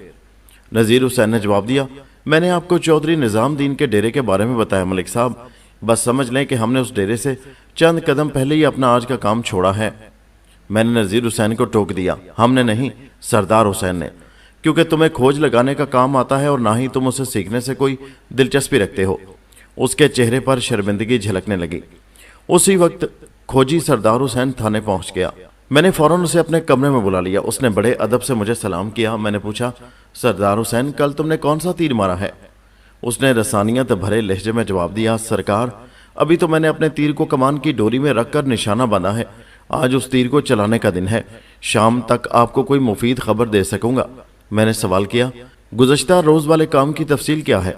चंद मिनट पहले कांस्टेबल नज़ीर हुसैन ने मुझे खोजी की कल वाली कारकर्दगी के बारे में बता दिया था, लेकिन इसके अंदाज से ऐसी उकताहट और अदम दिलचस्पी झलकती थी कि मैं उसके जवाब से मुतमईन नहीं हुआ था। खोजी सरदार हुसैन वजाहत करते हुए बोला, मलिक साहब, मैं उन घोड़ों का खुरा पकड़कर चौधरी निज़ामुद्दीन के डेरे तक पहुंच गया हूँ।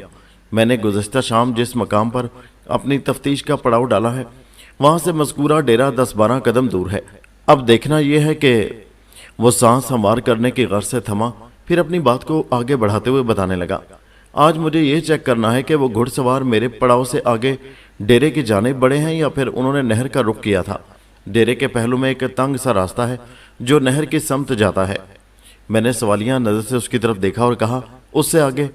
वो ठहरे हुए लहजे में बोला, देखें जी, अगर तो वो घुड़सवार डेरे के अंदर दाखिल हुए हैं तो समझ लें यहीं पर मेरा काम ख़त्म और आपका काम शुरू, लेकिन अगर वो लोग नहर की जानिब गए हैं तो फिर मुझे आज का पूरा दिन सख्त मेहनत करना होगी, क्योंकि उसने बात अधूरी छोड़कर एक तवील और गहरी सांस ली, फिर इन अल्फाज में इजाफा कर दिया, क्योंकि नहर के किनारे के साथ साथ एक कच्चा रास्ता मगरिब की तरफ जाता है और 2-2.25 मील आगे जाकर ये रास्ता एक नीम पुख्ता सड़क से जा मिलता है।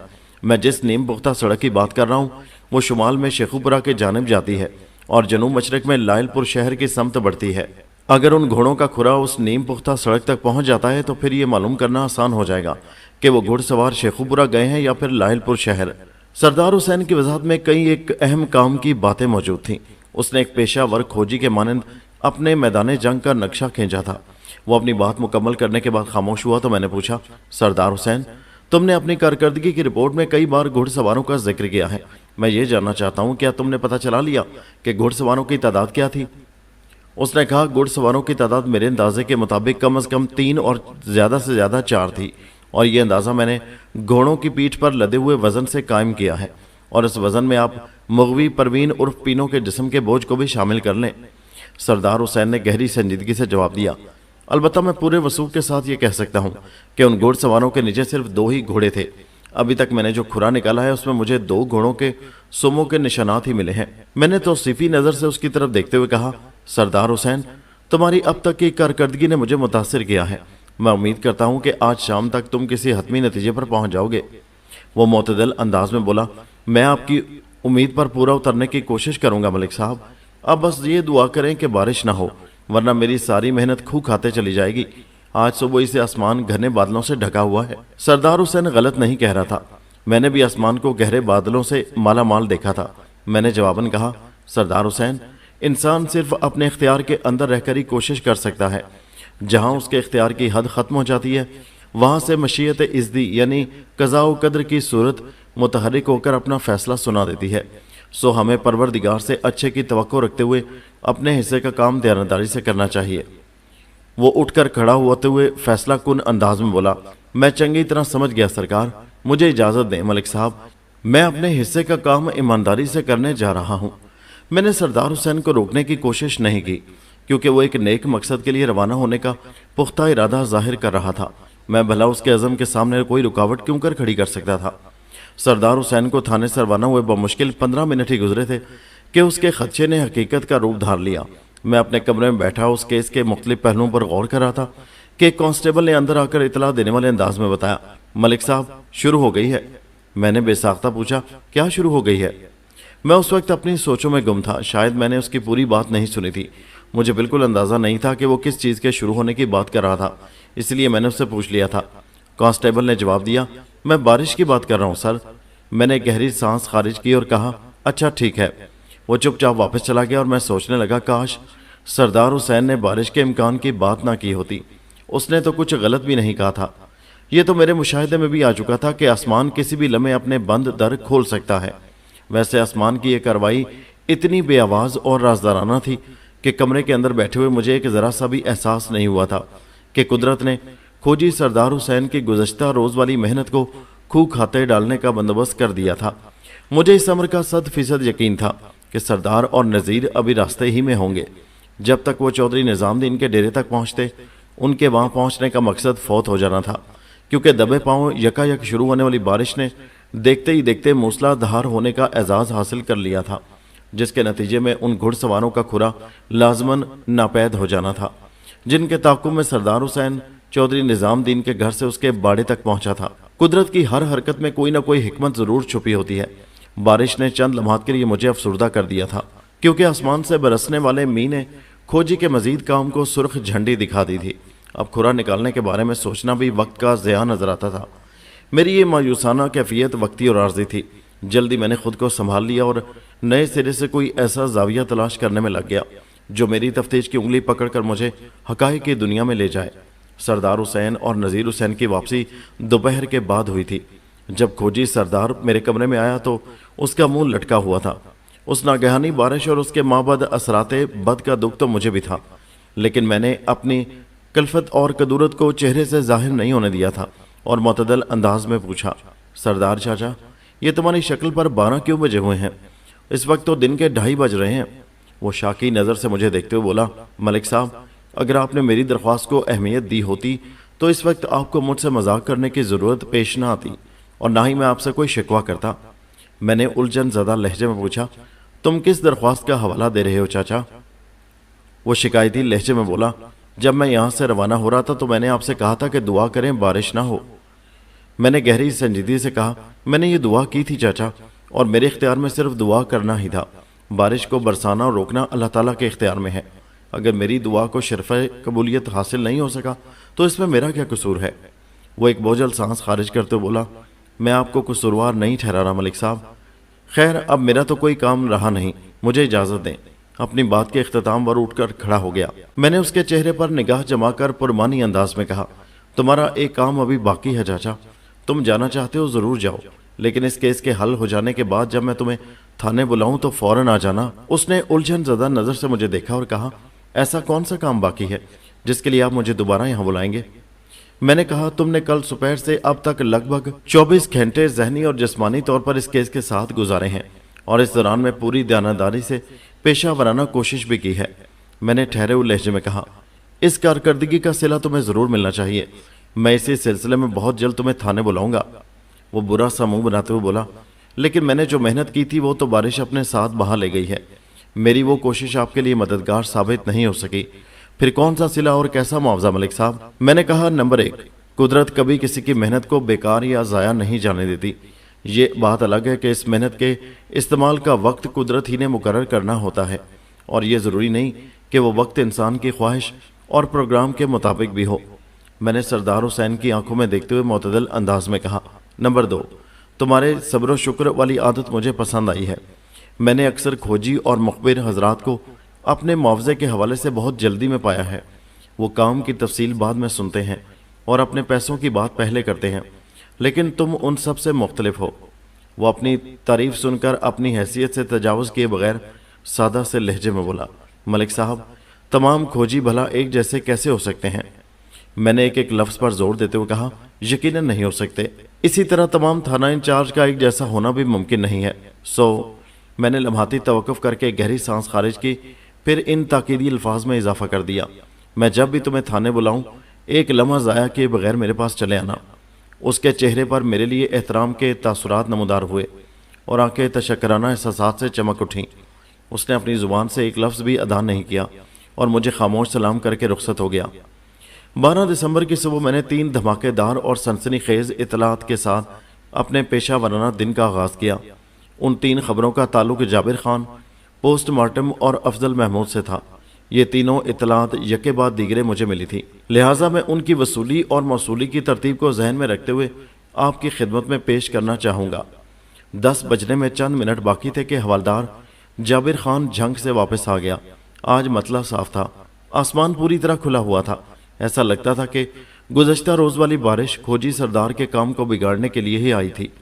رسمی علیہ صلاح کے بعد جابر خان نے پرجوش انداز میں بتایا، ملک صاحب، میں نے یہ پتہ لگا لیا ہے کہ زینو کے قتل اور پینوں کے اغوا میں زلفی کا کوئی ہاتھ نہیں۔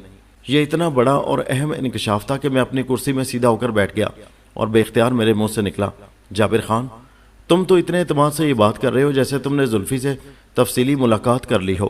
وہ اقرار میں گردن ہلاتے ہوئے بولا، جی ہاں بالکل، میں واقعی زلفی سے مل کر آ رہا ہوں، لیکن میری اس ملاقات کو آپ تفصیلی نہیں بلکہ مختصر کہیں تو زیادہ مناسب ہوگا ملک صاحب۔ میں نے سرسراتی آواز میں پوچھا، وہ تمہیں کہاں ملا تھا؟ کیا اسے زینو کی موت اور پینوں کے اغوا کی خبر ہے؟ جابر خان نے میرے سوال کے جواب میں بتایا، نہیں، وہ طویل عرصے سے ان ماں بیٹی کے بارے میں کچھ نہیں جانتا۔ زلفی پچھلے 8 ماہ سے جنگ صدر کی سینٹرل جیل میں بند ہے۔ اس پر آدھے درجن سے زیادہ چھوٹے بڑے مقدمات چل رہے ہیں، جن میں قتل کا ایک مقدمہ بھی شامل ہے۔ وہ سانس درست کرنے کی غرض سے تھما، پھر اپنی بات مکمل کرتے ہوئے بولا، جب میں نے جنگ صدر کے ڈسٹرکٹ ہیڈ کوارٹرز کو اپنی آمد کی غرض و غایت سے آگاہ کیا تو انہوں نے اپنے تھانوں کے ریکارڈز کو چیک کرایا۔ 2 گھنٹے کے اندر مجھے زلفی کے بارے میں معلومات حاصل ہو گئی۔ اس کے بعد ہی میں نے سینٹرل جیل جا کر زلفی سے ملاقات کی تھی۔ میں نے اسے زینو کے لرزہ خیز قتل اور پینوں کے اغوا کے بارے میں بتایا تو وہ گہری سوچ میں ڈوب گیا، پھر فلسفیانہ انداز میں ایک جملہ ادا کر کے وہ خاموش ہو گیا۔ حوالدار کے خاموش ہونے پر میں نے اضطراری لہجے میں پوچھا، اس نے کون سا جملہ پوچھا تھا؟ جابر خان نے بتایا، اس نے کہا تھا، یہ دنیا در حقیقت ایک امتحان گاہ ہے، اس دارالعمل میں ہر انسان کو اس کے کیے کی سزا ضرور ملتی ہے۔ ملک صاحب، میں سمجھ نہیں پایا کہ زلفی نے یہ جملہ اپنے لیے کہا تھا یا زینو اور پینوں کے لیے۔ میں نے سوچ میں ڈوبے ہوئے لہجے میں کہا، اس سے کوئی فرق نہیں پڑتا۔ اصل مدعا یہ ہے کہ اگر زلفی نے اپنی پھپھو زینو کو موت کے گھاٹ اتارنے کے بعد اس کی بیٹی پینوں کو اغوا نہیں کیا تو پھر اس دوہری واردات کے پیچھے کس کا ہاتھ ہے؟ تمہاری اور زلفی کی جنگ صدر کی سینٹرل جیل میں ملاقات کے بعد یہ بات تو صاف ہو گئی کہ زلفی ہمارا مطلوبہ مجرم نہیں ہے۔ حوالدار نے مجھ سے پوچھا، تو پھر کون ہو سکتا ہے؟ ہم اس شخص یا اشخاص کو کہاں تلاش کریں ملک صاحب؟ میں نے کہا، میرا فوری جواب تو یہ ہے کہ اپنے تھانے کی حدود میں۔ میں نے ایک ایک لفظ پر دباؤ ڈالتے ہوئے کہا، زینو کے قاتل اور پینوں کے اغوا کار تک پہنچانے والا راستہ ہمارے تھانے کی حدود کے اندر ہی سے نکلے گا۔ جابر خان اقرار میں سر ہلا کر رہ گیا۔ ہمارے درمیان گمبھیر گفتگو جاری ہی تھی کہ ضلعی اسپتال سے پوسٹ مارٹم کی ابتدائی رپورٹ کے ساتھ زینو کی لاش تھانے پہنچا دی گئی۔ میں نے رپورٹ والا لفافہ فوراً سے پیشتر کھول لیا اور اگلے ہی لمحے مجھ پر حیرت کا پہاڑ ٹوٹ پڑا۔ مذکورہ پوسٹ مارٹم رپورٹ کے مطابق زینب عرف زینو کی موت 9 اور 10 دسمبر کی درمیانی رات 12 سے 2 بجے کے درمیان واقع ہوئی تھی اور یہ 100% طبعی موت تھی۔ اس کے ساتھ ہی رپورٹ میں زینو کی گردن والی خونریزی کے وقت کا تعین بھی کیا گیا تھا، جس کے مطابق زینو کا گلا 3 اور 4 بجے کے درمیان کاٹا گیا تھا۔ گویا جب کسی تیز دھار آلے کی مدد سے زینو کی گردن کاٹی گئی تو وہ زندہ نہیں تھی۔ قاتل نے زینو کو گہری نیند میں سمجھا اور اپنے تئیں گلا کاٹ کر اسے موت کے گھاٹ اتار دیا تھا۔ اس رپورٹ کے آخر میں چند تکنیکی پوائنٹس بھی اجاگر کیے گئے تھے جو زینو کی طبعی موت اور اس کی اشارہ کٹنے کے اوقات کی تصدیق کرتے تھے۔ میں نے 2-3 بار اس رپورٹ کو پڑھا اور پھر اسے حوالدار کے جانب بڑھاتے ہوئے کہا، جابر خان تم بھی دیکھ لو کس طرح ایک سفاک شخص نے زینو کی لاش کی بے حرمتی کی ہے۔ جابر خان نے بھی مذکورہ رپورٹ کو پڑھا۔ اس کا چہرہ ایک دم متغیر ہو گیا۔ مجھے اس کی آنکھوں میں زلزلے کے آثار نظر آئے۔ پھر وہ جب بولا تو اس کا دہانہ آگ اگلنے لگا۔ حوالدار نے حد درجہ غصیلے لہجے میں کہا، ملک صاحب، جس شخص نے بھی زینو کی گردن پر چھری چلائی ہے وہ انسان کیا حیوان کہلوانے کے بھی قابل نہیں ہے۔ اگر قانون مجھے یہ اختیار دے کہ اس کے لیے میں اپنی مرضی کی سزا تجویز کروں تو میں اس درندے کا جو حشر کرنا چاہوں گا ویسی کوئی مثال دورے ہٹلر کے عقوبت خانوں میں بھی نہیں ملے گی۔ میں نے کہا، دل تو میرا بھی یہی چاہ رہا ہے جابر خان، لیکن ہمارے جذبات، احساسات، حتیٰ کہ خواہشات بھی اسی قانون کے تابع ہیں جس کی سربلندی قائم رکھنے کا حلف اٹھانے کے بعد ہم نے اس پیشے کی شروعات کی تھی۔ میں نے نہایت ہی ٹھہرے ہوئے لہجے میں کہا، سو میں یہ کہنا چاہوں گا کہ ہمیں جلد از جلد اس جنگلی درندے کو اپنی گرفت میں لانا ہوگا، باقی معاملات اس کے بعد کے ہیں۔ حوالدار نے عجیب سے لہجے میں کہا، ملک صاحب، اگر ہم اس شیطان صفت شخص کو گرفتار کرنے میں کامیاب ہو بھی گئے تو اس کے بعد کیا؟ ہم اس کے خلاف ایک تگڑا سا کیس بنا کر اسے عدالت کے حوالے کر دیں گے۔ عدالت اسے جو سزا سنائے گی ضروری نہیں کہ اس سے ہمارے ارمانوں کی تسکین ہو۔ میں نے گہری سنجیدگی سے کہا، جابر خان میری بات دھیان سے سنو۔ نمبر 1، میں تمہارے جذبات کو اچھی طرح سمجھ رہا ہوں، اس لیے میں نے تمہیں توجہ سے سننے کے لیے کہا ہے۔ نمبر 2، تم نے قانونی کارروائی کا جو خلاصہ کیا ہے وہی ہمارے فرض کا تقاضا بھی ہے۔ نمبر 3، ہم قانون کے دائرے کو پھلانگ کر کسی قصوروار کو اپنی مرضی اور خواہش کے مطابق سزا نہیں دے سکتے، کیونکہ قانون ہمارے ارمانوں کی تسکین کا پابند نہیں ہے۔ سو کسی بھی حال میں جذباتی دباؤ کے زیر اثر ہمیں حد سے تجاوز کا اختیار نہیں ہے۔ ہم نے صرف اپنا کام کرنا ہے، باقی عدالت جانے اور اس کا کام۔ جابر خان نے ندامت آمیز لہجے میں کہا، آئی ایم سوری ملک صاحب، مردہ زینو کے گلے پر چھری چلانے والے واقعے نے مجھے کچھ زیادہ ہی جذباتی کر دیا تھا، اس لیے پتہ نہیں میں کیا کیا بول گیا۔ جابر خان نے چھری کا ذکر ایک سے زیادہ بار کیا تھا۔ یہ زبان کی روانی کا اعجاز تھا، ورنہ حقیقت یہ ہے کہ ابھی تک ہم آلہ قتل کو تلاش نہیں کر پائے۔ وہ چھری، چاقو، خنجر یا ایسا ہی کوئی تیز دار ہتھیار بھی ہو سکتا تھا۔ ویسے وہ جو کچھ بھی تھا، تکنیکی اعتبار سے اسے آلہ قتل کہنا بھی ٹھیک نہیں تھا، کیونکہ زینو کی گردن تو اس کی موت کے 1.5-2 گھنٹے بعد کاٹی گئی تھی۔ حوالدار اپنی شرمندگی کا اظہار کر چکا تو میں نے معتدل انداز میں کہا، جابر خان، اگر انسان کے اندر سے جذبات کو نکال دیا جائے تو اس میں اور پتھر میں کوئی فرق نہیں رہ جاتا۔ تم نے جذبات کی روح میں بہہ کر جو کچھ بھی کہا وہ تمہارا فطری رد عمل تھا۔ جذبات کا ہونا بری بات نہیں ہے، یہ تو وصف انسانی ہے۔ ہاں، البتہ جذبات کا بے قابو ہو جانا خطرے کی علامت ہے۔ امید ہے تم میری بات سمجھ گئے ہوگے۔ جی ملک صاحب، اس نے سر کو اسباتی جنبش دیتے ہوئے کہا، پھر پوچھا، کیا گاؤں سے کوئی زینو کی لاش لینے کے لیے آئے گا یا ہم اسے وہاں پہنچانے کا بندوبست کریں؟ میں نے کہا، میرے خیال میں تم خود اس لاش کے ساتھ گاؤں چلے جاؤ، وہاں سے کسی کو بلانے میں خواہ مخواہ وقت ہی برباد ہوگا۔ ٹھیک ہے ملک صاحب۔ وہ اٹھ کر کھڑا ہو گیا اور کہا، میں لاش کو چودھری نظام دین کے گھر پہنچانے کا انتظام کرتا ہوں۔ جابر خان میرے کمرے سے نکلا تو کانسٹیبل افضل محمود تھانے پہنچ گیا۔ میں نے افضل کو ایک خاص مشن سونپ کر اس کی چاچی نذیرہ کے پاس بھیجا تھا۔ اس نے کمرے میں آ کر مجھے سلام کیا تو اس کے چہرے سے پھوٹتی مسرت کو دیکھ کر میں نے کہا، بڑے خوش نظر آ رہے ہو، لگتا ہے تم نے مجرموں کا سراغ لگا لیا ہے۔ وہ معنی خیز انداز میں بولا، مجرموں کی گردن ناپنا تو آپ کا کام ہے ملک صاحب، میں نے تو صرف آپ کے ارشاد کی تعمیل کرتے ہوئے اپنی محنت اور چاچی نذیرہ کے تعاون سے کچھ ایسی سنسنی خیز معلومات اکٹھا کی ہیں جو اس کیس کو حل کرنے میں آپ کی مدد کر سکتی ہیں۔ میں نے اضطراری لہجے میں پوچھا، کیسی معلومات؟ میرے سوال کے جواب میں افضل محمود نے مجھے ایک انکشاف انگیز اور چشم کشا کہانی سنائی۔ اس دلچسپ اور معلومات افزا کہانی کا خلاصہ کچھ اس طرح ہے۔ واضح رہے کہ افضل محمود کے بیان کردہ حقائق میں سے بعض پہلے ہی میرے علم میں آ چکے تھے۔ اس نے کہا، قادر علی اور حمیدہ کی صرف ایک ہی اولاد تھی، یعنی ذوالفقار علی عرف زلفی، لیکن حمیدہ کے بطن سے پیدا ہونے کے باوجود بھی قادر علی زلفی کو اپنی اولاد تسلیم نہیں کرتا تھا، کیونکہ اسے اپنی بیوی کے کردار پر شک تھا۔ خیر، قادر علی نے حمیدہ اور زلفی کو اپنی زندگی سے تو نکال دیا تھا، اس کے ساتھ ہی اس نے اپنی ماں بیٹے خصوصاً زلفی کو حق وراثت سے محروم کرتے ہوئے اپنا سب کچھ زینب عرف زینو کو ہبہ کر دیا تھا۔ اس نے اپنی زندگی میں تمام زمین جائیداد وغیرہ اپنی اکلوتی بہن زینو کے نام کر دی تھی، اور اس سلسلے میں باقاعدہ قانونی دستاویز بھی تیار کر لی گئی تھی، جس کی تفصیل کے مطابق قادر علی نے زینو کو 22 ایکڑ زرعی اراضی، آم و سنگترے کا ایک باغ، 4 بھینسیں، 2 گھوڑے اور 20 مرلے کا ایک کشادہ مکان ہبہ یعنی گفٹ کر دیا تھا۔ یہ قادر علی کی وفات سے کچھ ہی عرصہ پہلے کی بات تھی۔ اس دوران میں حمیدہ کا بھی انتقال ہو گیا اور زلفی گاؤں چھوڑ کر کسی نامعلوم منزل کی جانب روانہ ہو گیا تھا۔ یہاں تک تو سب ٹھیک تھا، لیکن جب زینو نے سلام دین سے شادی کی اس کے بعد حالات روز بروز خراب ہوتے چلے گئے۔ سلام دین کا اصرار تھا کہ وہ زینو زمین و جائیداد اس کے نام کر دے، لیکن زینو اس کی خواہش پوری کرنے کو تیار نہیں تھی۔ پھر ایک دن سلام دین بھی چل بسا۔ اب اس حویلی نما مکان میں صرف وہی ماں بیٹی رہ گئی تھی۔ ہمدردی اور خیال رکھنے کی آڑ میں چودھری نظام دین، اس کی بیوی نرگس اور بیٹے ناصر کا وہاں آنا جانا شروع ہو گیا۔ پھر رفتہ رفتہ وہ لوگ وہیں آ بسے۔ اس موقع پر زینو نے اعلیٰ ظرفی اور فراخ دلی کا مظاہرہ کیا اور نظام دین وغیرہ کو اپنے گھر میں آباد کر لیا۔ وہ اس بات سے بخوبی آگاہ تھی کہ زمین و جائیداد کے معاملات کو مرد حضرات ہی اچھے سے چلا سکتے ہیں۔ قادر علی نے اپنے پیچھے جو ملازمین چھوڑے تھے انہیں ایک ایک کر کے نظام دین نے فارغ کر دیا اور ان کی جگہ اپنے بھروسے کے لوگ رکھ لیے۔ اس انقلابی تبدیلی سے پہلے نظام دین کے پاس صرف 5 ایکڑ زرعی اراضی تھی اور لوگ اسے نظاموں کے نام سے جانتے تھے۔ اب وہ 27 ایکڑ زمین اور ایک باغ کا انتظام سنبھالے ہوئے تھا اور نظاموں سے چودھری نظام دین بن گیا تھا۔ افضل محمود کا بیان مکمل ہوا تو میں نے پوچھا، یہ تبدیلی یقیناً نظام دین اور اس کی فیملی کو تو اچھے سے راس آ گئی تھی، لیکن کیا اس سے زینو بھی خوش تھی؟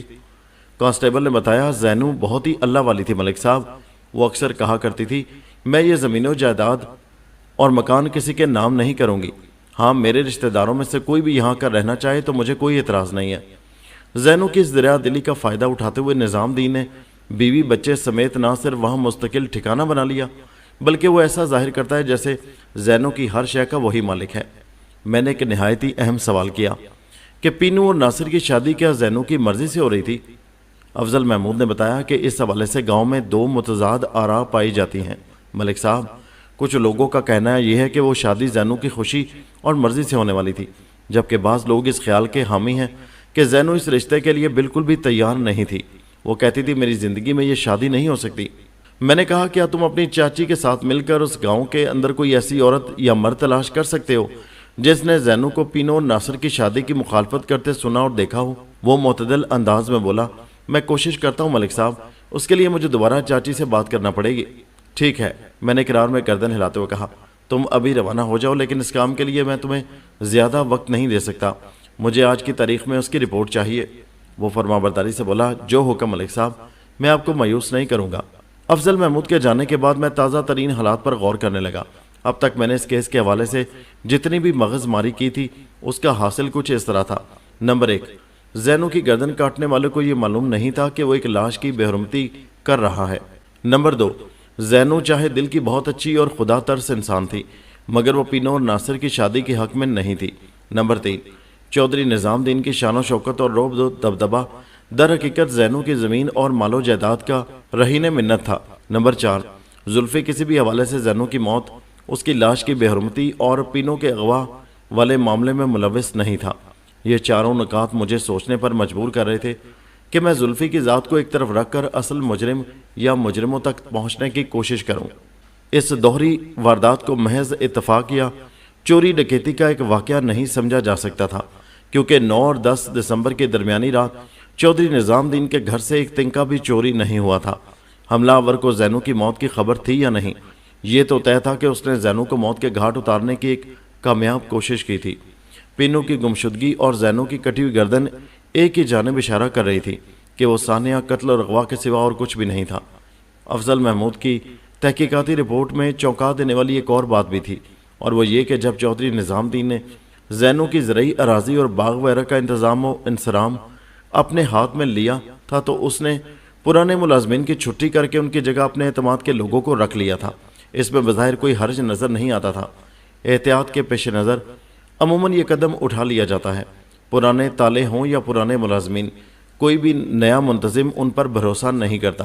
بہرحال چودھری نظام دین کے نوکروں کو چیک کرنا ضروری تھا، خصوصاً وہ ملازمین جو ڈیرے میں موجود رہتے تھے۔ سردار حسین کھوجی کے ریسرچ کے مطابق وہ گھوڑوں کے سموں کے نشانات اس کے ڈیرے کے نزدیک پہنچے تھے۔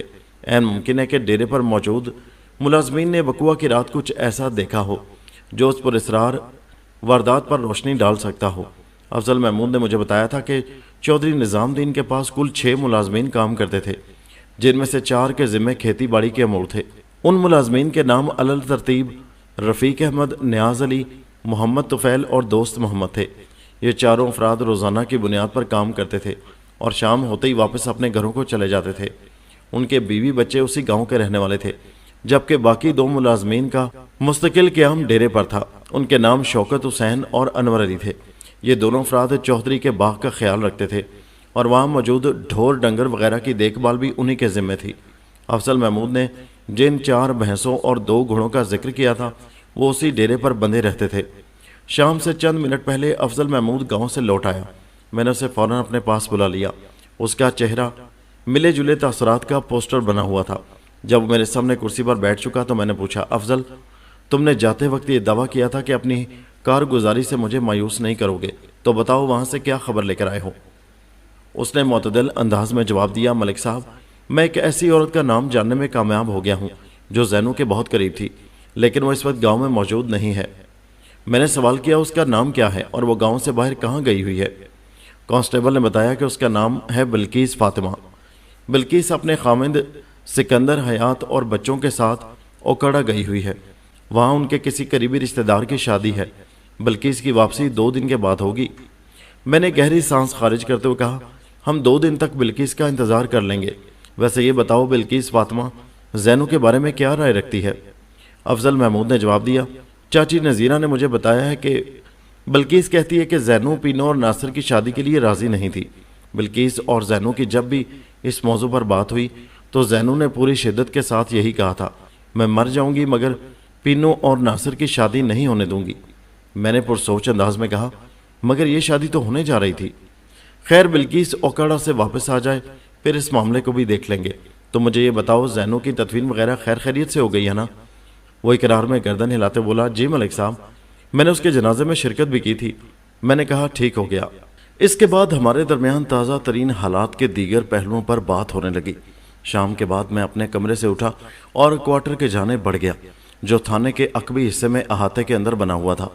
رات سونے سے پہلے میں اس دوہری واردات پر غور کر رہا تھا کہ ایک فوری خیال کے تحت میں نے وہ لفافہ اٹھا لیا جو چودھری نظام دین کے مطابق زلفی نے اس کے نام اور پتے پر بھیجا تھا، جس میں زینو کو ایک سنگین دھمکی دی گئی تھی۔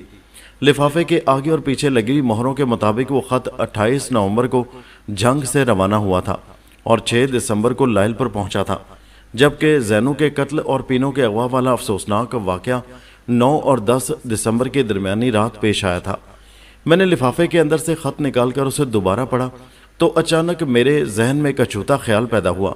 اسی خیال کی روشنی میں میں نے وہ خط کی تحریر اور لفافے کے اوپر لکھے ہوئے ایڈریس کو ایک دوسرے کے پہلو میں رکھ کر جب ان کا موازنہ کیا تو مجھ پر یہ انکشاف ہوا کہ وہ 2 مختلف افراد کی ہینڈ رائٹنگز تھیں۔ اس فرق نے مجھے بہت دور تک سوچنے پر مجبور کر دیا۔ 13 دسمبر اتوار کا دن میرے لیے حد درجہ مصروف ثابت ہوا تھا۔ میں نے اپنے کمرے میں قدم رکھتے ہی ہنگامی نوعیت کے چند کام کیے، جن میں چودھری نظام دین کے کھیتوں اور باغ میں کام کرنے والے ملازمین کی تھانے میں پیشی اور کھوجی سردار حسین کی فوری طلبی بھی شامل تھی۔ حوالدار جابر خان اس کارروائی میں میرے پیش تھا اور ہم نے اپنے تھانے کے 4 کانسٹیبلز کو بھی گویا پھرکی بنا دیا تھا۔ وہ ہمارے اشاروں پر گھوم رہے تھے۔ میں نے ایک بندے کو گاؤں بھیج کر چودھری نظام دین کے 6 ملازمین کو بیان دینے کے لیے تھانے بلایا تھا، لیکن ان میں سے صرف رفیق احمد، نیاز علی، محمد طفیل اور دوست محمد ہی آئے تھے۔ یہ 4 افراد صبح سے شام تک چودھری نظام دین کی زرعی اراضی میں کھیتی باڑی کا کام کرتے تھے اور دن ڈھلنے کے بعد وہ اپنے گھروں کو لوٹ جاتے تھے۔ میری پوچھ تاچھ کے نتیجے میں ان سے کام کی کوئی بات بھی معلوم نہ ہو سکی۔ جب وہ دوہری لرزہ خیز واردات ہوئی اس وقت وہ لوگ اپنے گھروں کے اندر گرم بستروں میں دب کے گہری نیند سو رہے تھے۔ میں نے چند سرسری سوالات کے بعد انہیں اس تاکید کے ساتھ واپس گاؤں بھیج دیا کہ وہ وہاں پہنچ کر باقی کے 2 ملازمین کو بھی تھانے آنے کو کہیں گے تاکہ ان کا بیان بھی لے لیا جائے۔ میں نے ان 4 کے ساتھ کسی قسم کی سختی نہیں برتی تھی، لہٰذا وہ میرے پاس سے جاتے ہوئے بہت خوش اور مطمئن تھے۔ ان کے جانے کے بعد سردار حسین آ گیا۔ رسمی علیہ السلام کے بعد اس نے حیرت بھرے لہجے میں مجھ سے پوچھا، ملک صاحب، آپ نے کہا تھا کہ اس کیس کے حل ہو جانے کے بعد آپ مجھے بلائیں گے، کیا آپ نے اس کیس کو نمٹا دیا ہے؟ کیا آپ نے زینو کے قاتل اور پینوں کے اغوا کار کا سراغ لگا لیا ہے؟ بات مکمل کرنے کے بعد وہ ہانپنے والے انداز میں گہری سانسیں لینے لگا۔ میں نے زیر لب مسکراتے ہوئے نرم لہجے میں کھوجی کو مخاطب کیا، چاچا سردار، ایک سانس میں متعدد سوال کرنے کی اب تمہاری عمر نہیں رہی، خیر، میں نے لمحاتی توقف کر کے اس کی آنکھوں میں جھانکا اور اپنی بات کو آگے بڑھاتے ہوئے کہا، میں نے تمہیں ہنگامی بنیادوں پر اس لیے تھانے بلایا ہے کہ میں نے آج کی تاریخ میں اس کیس کی کشتی کو ساحل کا منہ دکھانے کا فیصلہ کر لیا ہے، اور اس مشن میں مجھے تمہاری اشد ضرورت ہے۔ کیا ان گھوڑوں کا کھرا تمہارے ذہن کے اندر محفوظ ہے جو تعداد میں 2 تھے اور وہ چودھری نظام دین کے گھر سے دوڑتے ہوئے اس کے ڈیرے تک پہنچے تھے؟ میرا مطلب ہے تم نے وہاں ان کے کھرے کا تعاقب کیا تھا؟ وہ اقرار میں گردن ہلاتے ہوئے توانا لہجے میں بولا، جی ملک صاحب، ابھی اس واقعے کو 2 دن ہی تو گزرے ہیں۔ سمجھ لیں کہ وہ میرا اٹھایا ہوا اب تک کا آخری کھرا ہے جو میرے حافظے میں پوری طرح محفوظ ہے۔ میں نے سوالیہ نظر سے اسے دیکھا اور کہا، اس کا مطلب یہ ہوا کہ اگر تم اس کھرے کو دوبارہ کہیں دیکھو گے تو فوراً پہچان لو گے؟ وہ بڑے اعتماد سے بولا، جی بالکل، اس میں کسی شک کی گنجائش نہیں ملک صاحب۔ میں نے توصیفی انداز میں کھوجی کو دیکھا اور ٹھہرے ہوئے لہجے میں کہا، بہت خوب، آج کا پورا دن تم نے میرے ساتھ رہنا ہے چاچا۔ میں نے چودھری نظام دین کے ڈیرے پر رہنے والے ملازمین کو تھانے بلایا ہے۔ جب وہ یہاں آ جائیں تو تم نے فی الفور اس ڈیرے کی جانب روانہ ہو جانا ہے۔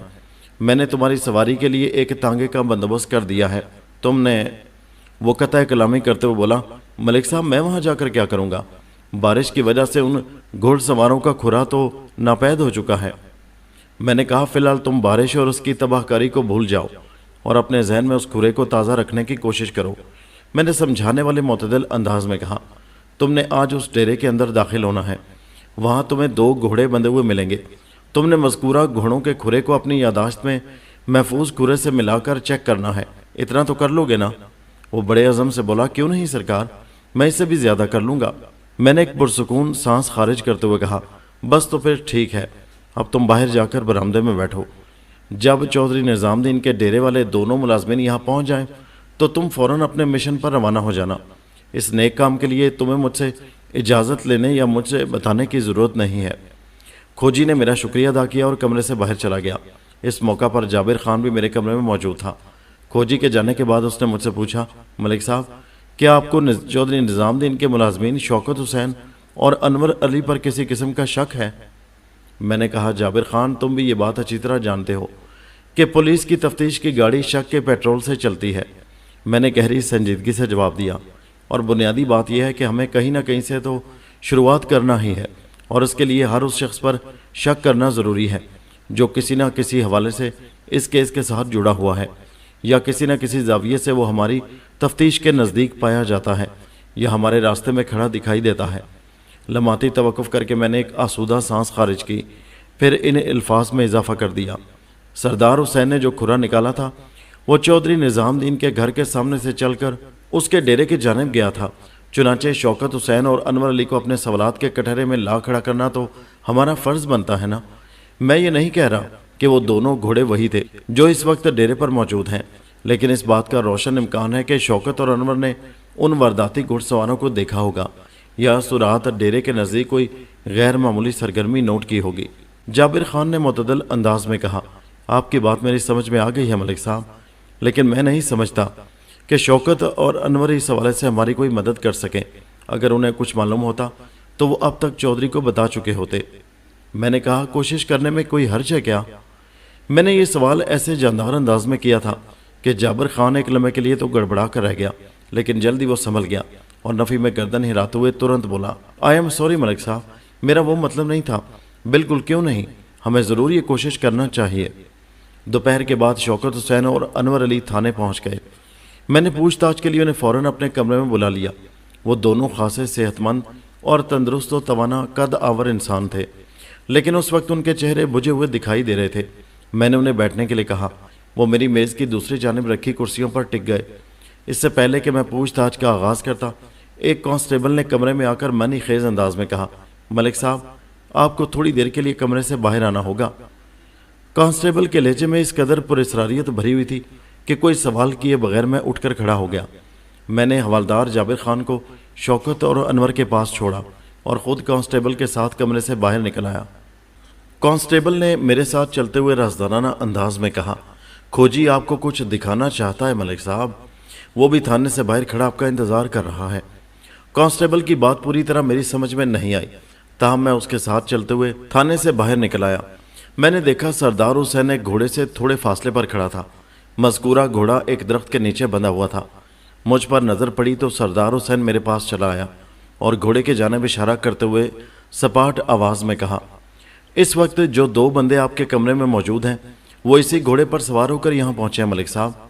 बेसाख्ता मेरे मुंह से निकला तो ये जनाब के वो सरसराती इंकशाफ अंगेज़ आवाज़ में वजाहत करते हुए बोला, मैं तांगे में बैठकर गांव जाने ही वाला था कि एक फौरी ख्याल ने मुझे इस घोड़े के सुमों और इनसे कच्ची ज़मीन पर बनने वाले निशानात को चेक करने पर मजबूर कर दिया।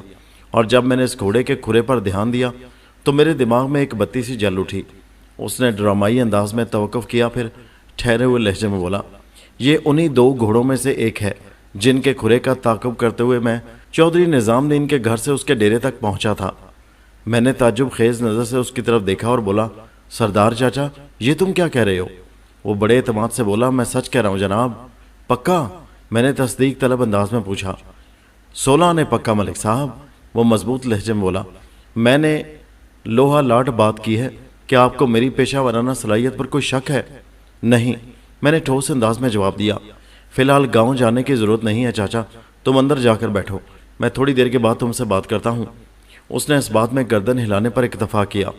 मैं वापस अपने कमरे में आ गया। जब मैं कुर्सी पर बैठने लगा तो उन 2 में से एक ने बेजारी से कहा, थानेदार साहब, हम तो आपके बुलावे पर इसलिए थाने चले आए थे कि आप हमारा बयान लेने के बाद जाने देंगे, लेकिन आप हमें छोड़कर दूसरे कामों में लग गए हैं। दूसरे ने नागवारी से कहा, हम इतने भी फारिग नहीं हैं जनाब कि पूरा दिन इधर ही बैठे रहें। आपको जो भी पूछना है जल्दी से पूछ लें ताकि हम वापस जाकर अपने काम में लग जाएं। मैंने उनकी बकवास को नज़रअंदाज करते हुए सख्त लहजे में पूछा, तुम में से कौन शौकत और कौन अनवर है? उन डशकरों ने सीने पर हाथ रखकर अपना अपना तारुफ करवा दिया तो मैंने तहकमाना अंदाज में कहा, कुर्सियां छोड़ दो और उठकर सीधे खड़े हो जाओ, उधर पीछे दीवार के पास। मेरे बदले हुए तेवरों ने उन्हें हैरत आमेज उलझन में डाल दिया। उन्होंने सवालिया नज़र से एक दूसरे को देखा।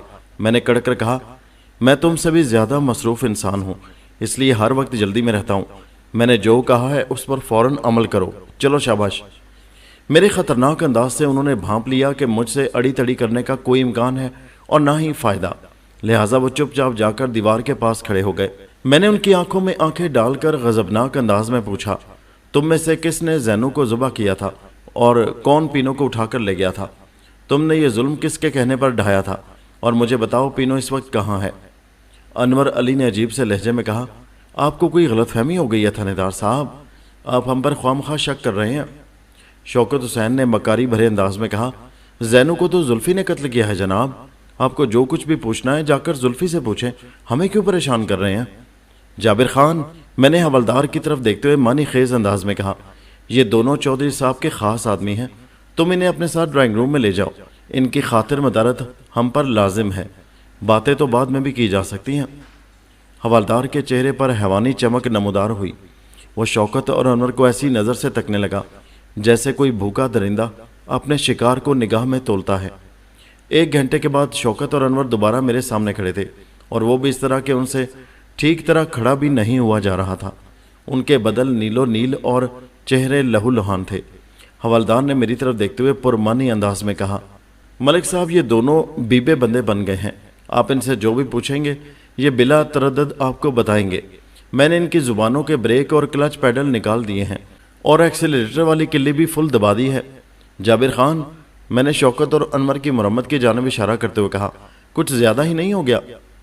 हवलदार ने पूरी सफाकी के साथ जवाब दिया, मलिक साहब, काफ़ी दिनों के बाद तो किसी मेहमान की खिदमत का मौका मिला है, वक्त कम था, बस मुझसे जो बन पड़ा वो मैंने कर दिया। आइंदा आधे घंटे के अंदर मैंने शौकत हुसैन और अनवर अली का हल्फिया बयान कलम बंद कर लिया। उन्होंने उस दोहरी वारदात की जिम्मेदारी कबूल कर ली थी और यह मजमूम काम चौधरी निज़ामुद्दीन के हुक्म पर किया गया था। चौधरी की बीवी नरगिस और उनके बेटे नासिर अली को इस घिनौने मंसूबे की बिल्कुल खबर नहीं थी। वाक़यात के मुताबिक शौकत और अनवर ढाटे लगाए घोड़ों पर सवार होकर चौधरी के घर पहुंचे थे। उन्होंने ज़ैनू की गर्दन काटने के बाद पीनो को क्लोरोफार्म में बसा हुआ रुमाल सुंघाकर उठा लिया था और आनंद फानन में वापस चले गए थे। जब मैंने उनसे पीनो के बारे में सवाल किया कि वो इस वक्त कहाँ है तो शौकत ने ढिठाई से जवाब दिया, हमने पीनो के लिए आम के एक पेड़ के नीचे गहरा गड्ढा पहले से खोद रखा था, उसे बेहोशी की हालत में उस गड्ढे में डालकर हमने मिट्टी बराबर कर दी थी। अनवर ने बेशर्मी की इंतहा से गुजरते हुए कहा, हमारा काम उस मनहूस बारिश ने ख़राब कर दिया, ورنہ ہم تو پینوں کو زمین میں گاڑنے کے بعد گھوڑوں پر سوار ہو کر نہر کے کنارے کنارے سفر کرتے ہوئے اس نیم پختہ سڑک تک بھی گئے تھے، تاکہ اگر آپ گھڑ سواروں کا کھرا نکلوائیں تو آپ اسی نتیجے پر پہنچیں کہ زلفی زینو کو قتل کرنے کے بعد پینوں کو اٹھا کر شیخو پورہ یا لائل پور کی طرف گیا ہے۔ وہ بدبخت جس بارش کو منوس کہہ رہا تھا وہ میرے لیے باعث رحمت ثابت ہوئی تھی۔ یہ سچ ہے کہ اگر سردار حسین گھڑ سواروں کا کھرا پکڑ کر اس نیم پختہ سڑک تک جا پہنچتا تو میں اس ڈیرے کو اپنی توجہ کا مرکز بنانے کے بارے میں کبھی نہ سوچتا۔ قدرت کے ہر کام میں کوئی نہ کوئی مصلحت پوشیدہ ہوتی ہے۔ 11 دسمبر بروز جمعے والا باران رحمت اس کیس کو صحیح خطوط پر ڈالنے کا ذریعہ بن گیا تھا۔ چودھری کے علم میں لائے بغیر میں نے شوکت اور انور کی نشاندہی پر پینوں کی لاش کو کھود کر نکال لیا تھا۔ اس بیچاری کو 3 دن پہلے بے ہوشی کی حالت میں منو مٹی کے نیچے دبا دیا گیا تھا۔ اس کا زندہ بچ جانا ناممکنات میں سے تھا۔ میں نے پینوں کی لاش کو فوراً سے پیشتر پوسٹ مارٹم کے لیے سرکاری اسپتال روانہ کرنے کے سلسلے میں بندوبست کرنے کے احکامات صادر کر دیے۔ جب میں نے چودھری نظام دین کو اس کے گھر سے گرفتار کیا تو اس کی سمجھ میں نہیں آ رہا تھا کہ میں اس کے ساتھ ایسا سلوک کیوں کر رہا ہوں۔ ابھی تک اسے یہ پتہ نہیں چلا تھا کہ میں نے شوکت اور انور کو اپنے تھانے کے حوالات میں ڈال رکھا ہے اور ان کی نشاندہی پر ہی میں پینوں کی لاش کو بھی برآمد کر چکا ہوں۔ یہ کارروائی میں نے اپنے عملے کی مدد سے نہایت ہی رازداری سے کی تھی۔ میں نے اس کے چہرے پر نگاہ گاڑ کر برہمی سے کہا، تمہاری کہانی ختم چودھری، بس میرے چند سوالات کے جوابات دے دو، پھر میں تمہیں اپنے ساتھ لے جاؤں گا۔ اس وقت میرے اور چودھری کے علاوہ وہاں 4 افراد بھی موجود تھے، جن میں کانسٹیبل اکرام اللہ، کانسٹیبل حامد علی، نرگس اور ناصر علی شامل تھے۔ نرگس نے احتجاجی لہجے میں مجھ سے پوچھا، آپ نے چودھری صاحب کو کس جرم میں گرفتار کیا ہے؟ ناصر تڑخ کر بولا، ایک تو ہمارے گھر پر اتنی بڑی قیامت ٹوٹی ہے، اوپر سے آپ ہمارے ابا جی کو پریشان کر رہے ہیں، یہ کہاں کا انصاف ہے تھانے دار صاحب؟ میں نے چودھری نظام دین کی جانب نفرت بھرا اشارہ کرتے ہوئے ناصر سے کہا، برخوردار، شکر مناؤ کہ تم اور تمہاری ماں اس شخص کے کالے کرتوتوں میں شامل نہیں ہو، ورنہ اس وقت تم دونوں بھی زیر حراست ہوتے۔ لمحاتی توقف کر کے میں نے ایک بوجھل سانس خارج کی، پھر اپنی بات مکمل کرتے ہوئے کہا، میرا لہجہ حتمیت سے بھرپور تھا، چپ چاپ دیکھتے اور سنتے جاؤ، ساری کہانی تمہاری سمجھ میں آ جائے گی۔ اس کے بعد میں نے چودھری کا دیا ہوا لفافہ اسی کو دکھاتے ہوئے نفرت آمیز انداز میں پوچھا، اس کا اصلی خط کہاں ہے؟ اس نے لکنت زدہ لہجے میں جواب دیا، وہ زلفی والا خط میں نے آپ کو دے دیا تھا تھانے دار صاحب، آپ ہی کے پاس ہوگا۔ میں نے معاندانہ نظر سے اسے گھورتے ہوئے کہا، بکواس بند کرو کمینے شخص، زلفی اس سال مارچ کے مہینے میں گرفتار ہو گیا تھا، وہ اس وقت جھنگ صدر کی سینٹرل جیل میں بند ہے۔ تم نے کسی اور کے آئے ہوئے لفافے میں خود کا لکھا ہوا خط رکھ کر زلفی کی آڑ میں جو جرم کیا ہے میں اس کی تہہ تک پہنچ چکا ہوں۔ تمہارے دونوں ڈشکرے شوکت اور انور اس وقت میرے تھانے کے حوالات میں بند ہیں، انہوں نے تمہارے خلاف بیان دیا ہے۔ صرف یہی نہیں، میں نے ڈرامائی انداز میں توقف کیا، پھر ذہن میں بجھے ہوئے الفاظ میں اضافہ کر دیا، میں نے شوکت اور انور کی نشاندہی پر پینوں کی لاش کو تمہارے باغ میں سے کھود کر نکال لیا ہے۔ تم عبرتناک سزا سے نہیں بچ سکو گے چودھری، تم نے ایسا کیوں کیا؟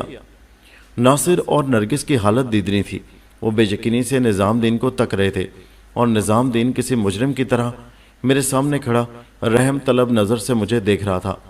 وہ شکست خوردہ لہجے میں بولا، میں مجبور ہو گیا تھا، زینو کسی بھی طور اس شادی کے لیے راضی نہیں ہو رہی تھی۔ میں ناصر اور پینوں کی شادی صرف اس لیے کرانا چاہتا تھا کہ زینو کے بعد زمین و جائیداد وغیرہ پر ہمارا ہی قبضہ قائم رہے۔ زینو نے میرے لیے کوئی راستہ ہی نہیں چھوڑا تھا، مجبوراً مجھے یہ سب کچھ کرنا پڑا۔ اپنی بات کے اختتام پر اس نے خاموشی سے گردن جھکا لی۔ میں نے انکشاف انگیز لہجے میں کہا، چودھری تم بڑے بے صبرے نکلے، اگر تم چند گھنٹے صبر کر لیتے تو تمہیں یہ سب کرنے کی ضرورت ہی نہ رہتی، کیونکہ جب تمہارے ملازم نے زینو کی گردن کاٹی اس سے 2-2.5 گھنٹے پہلے زینو اللہ کو پیاری ہو چکی تھی۔ چودھری نے بے یقینی سے میری طرف دیکھا۔ میں نے زینو کی پوسٹ مارٹم رپورٹ اس کے سامنے کر دی۔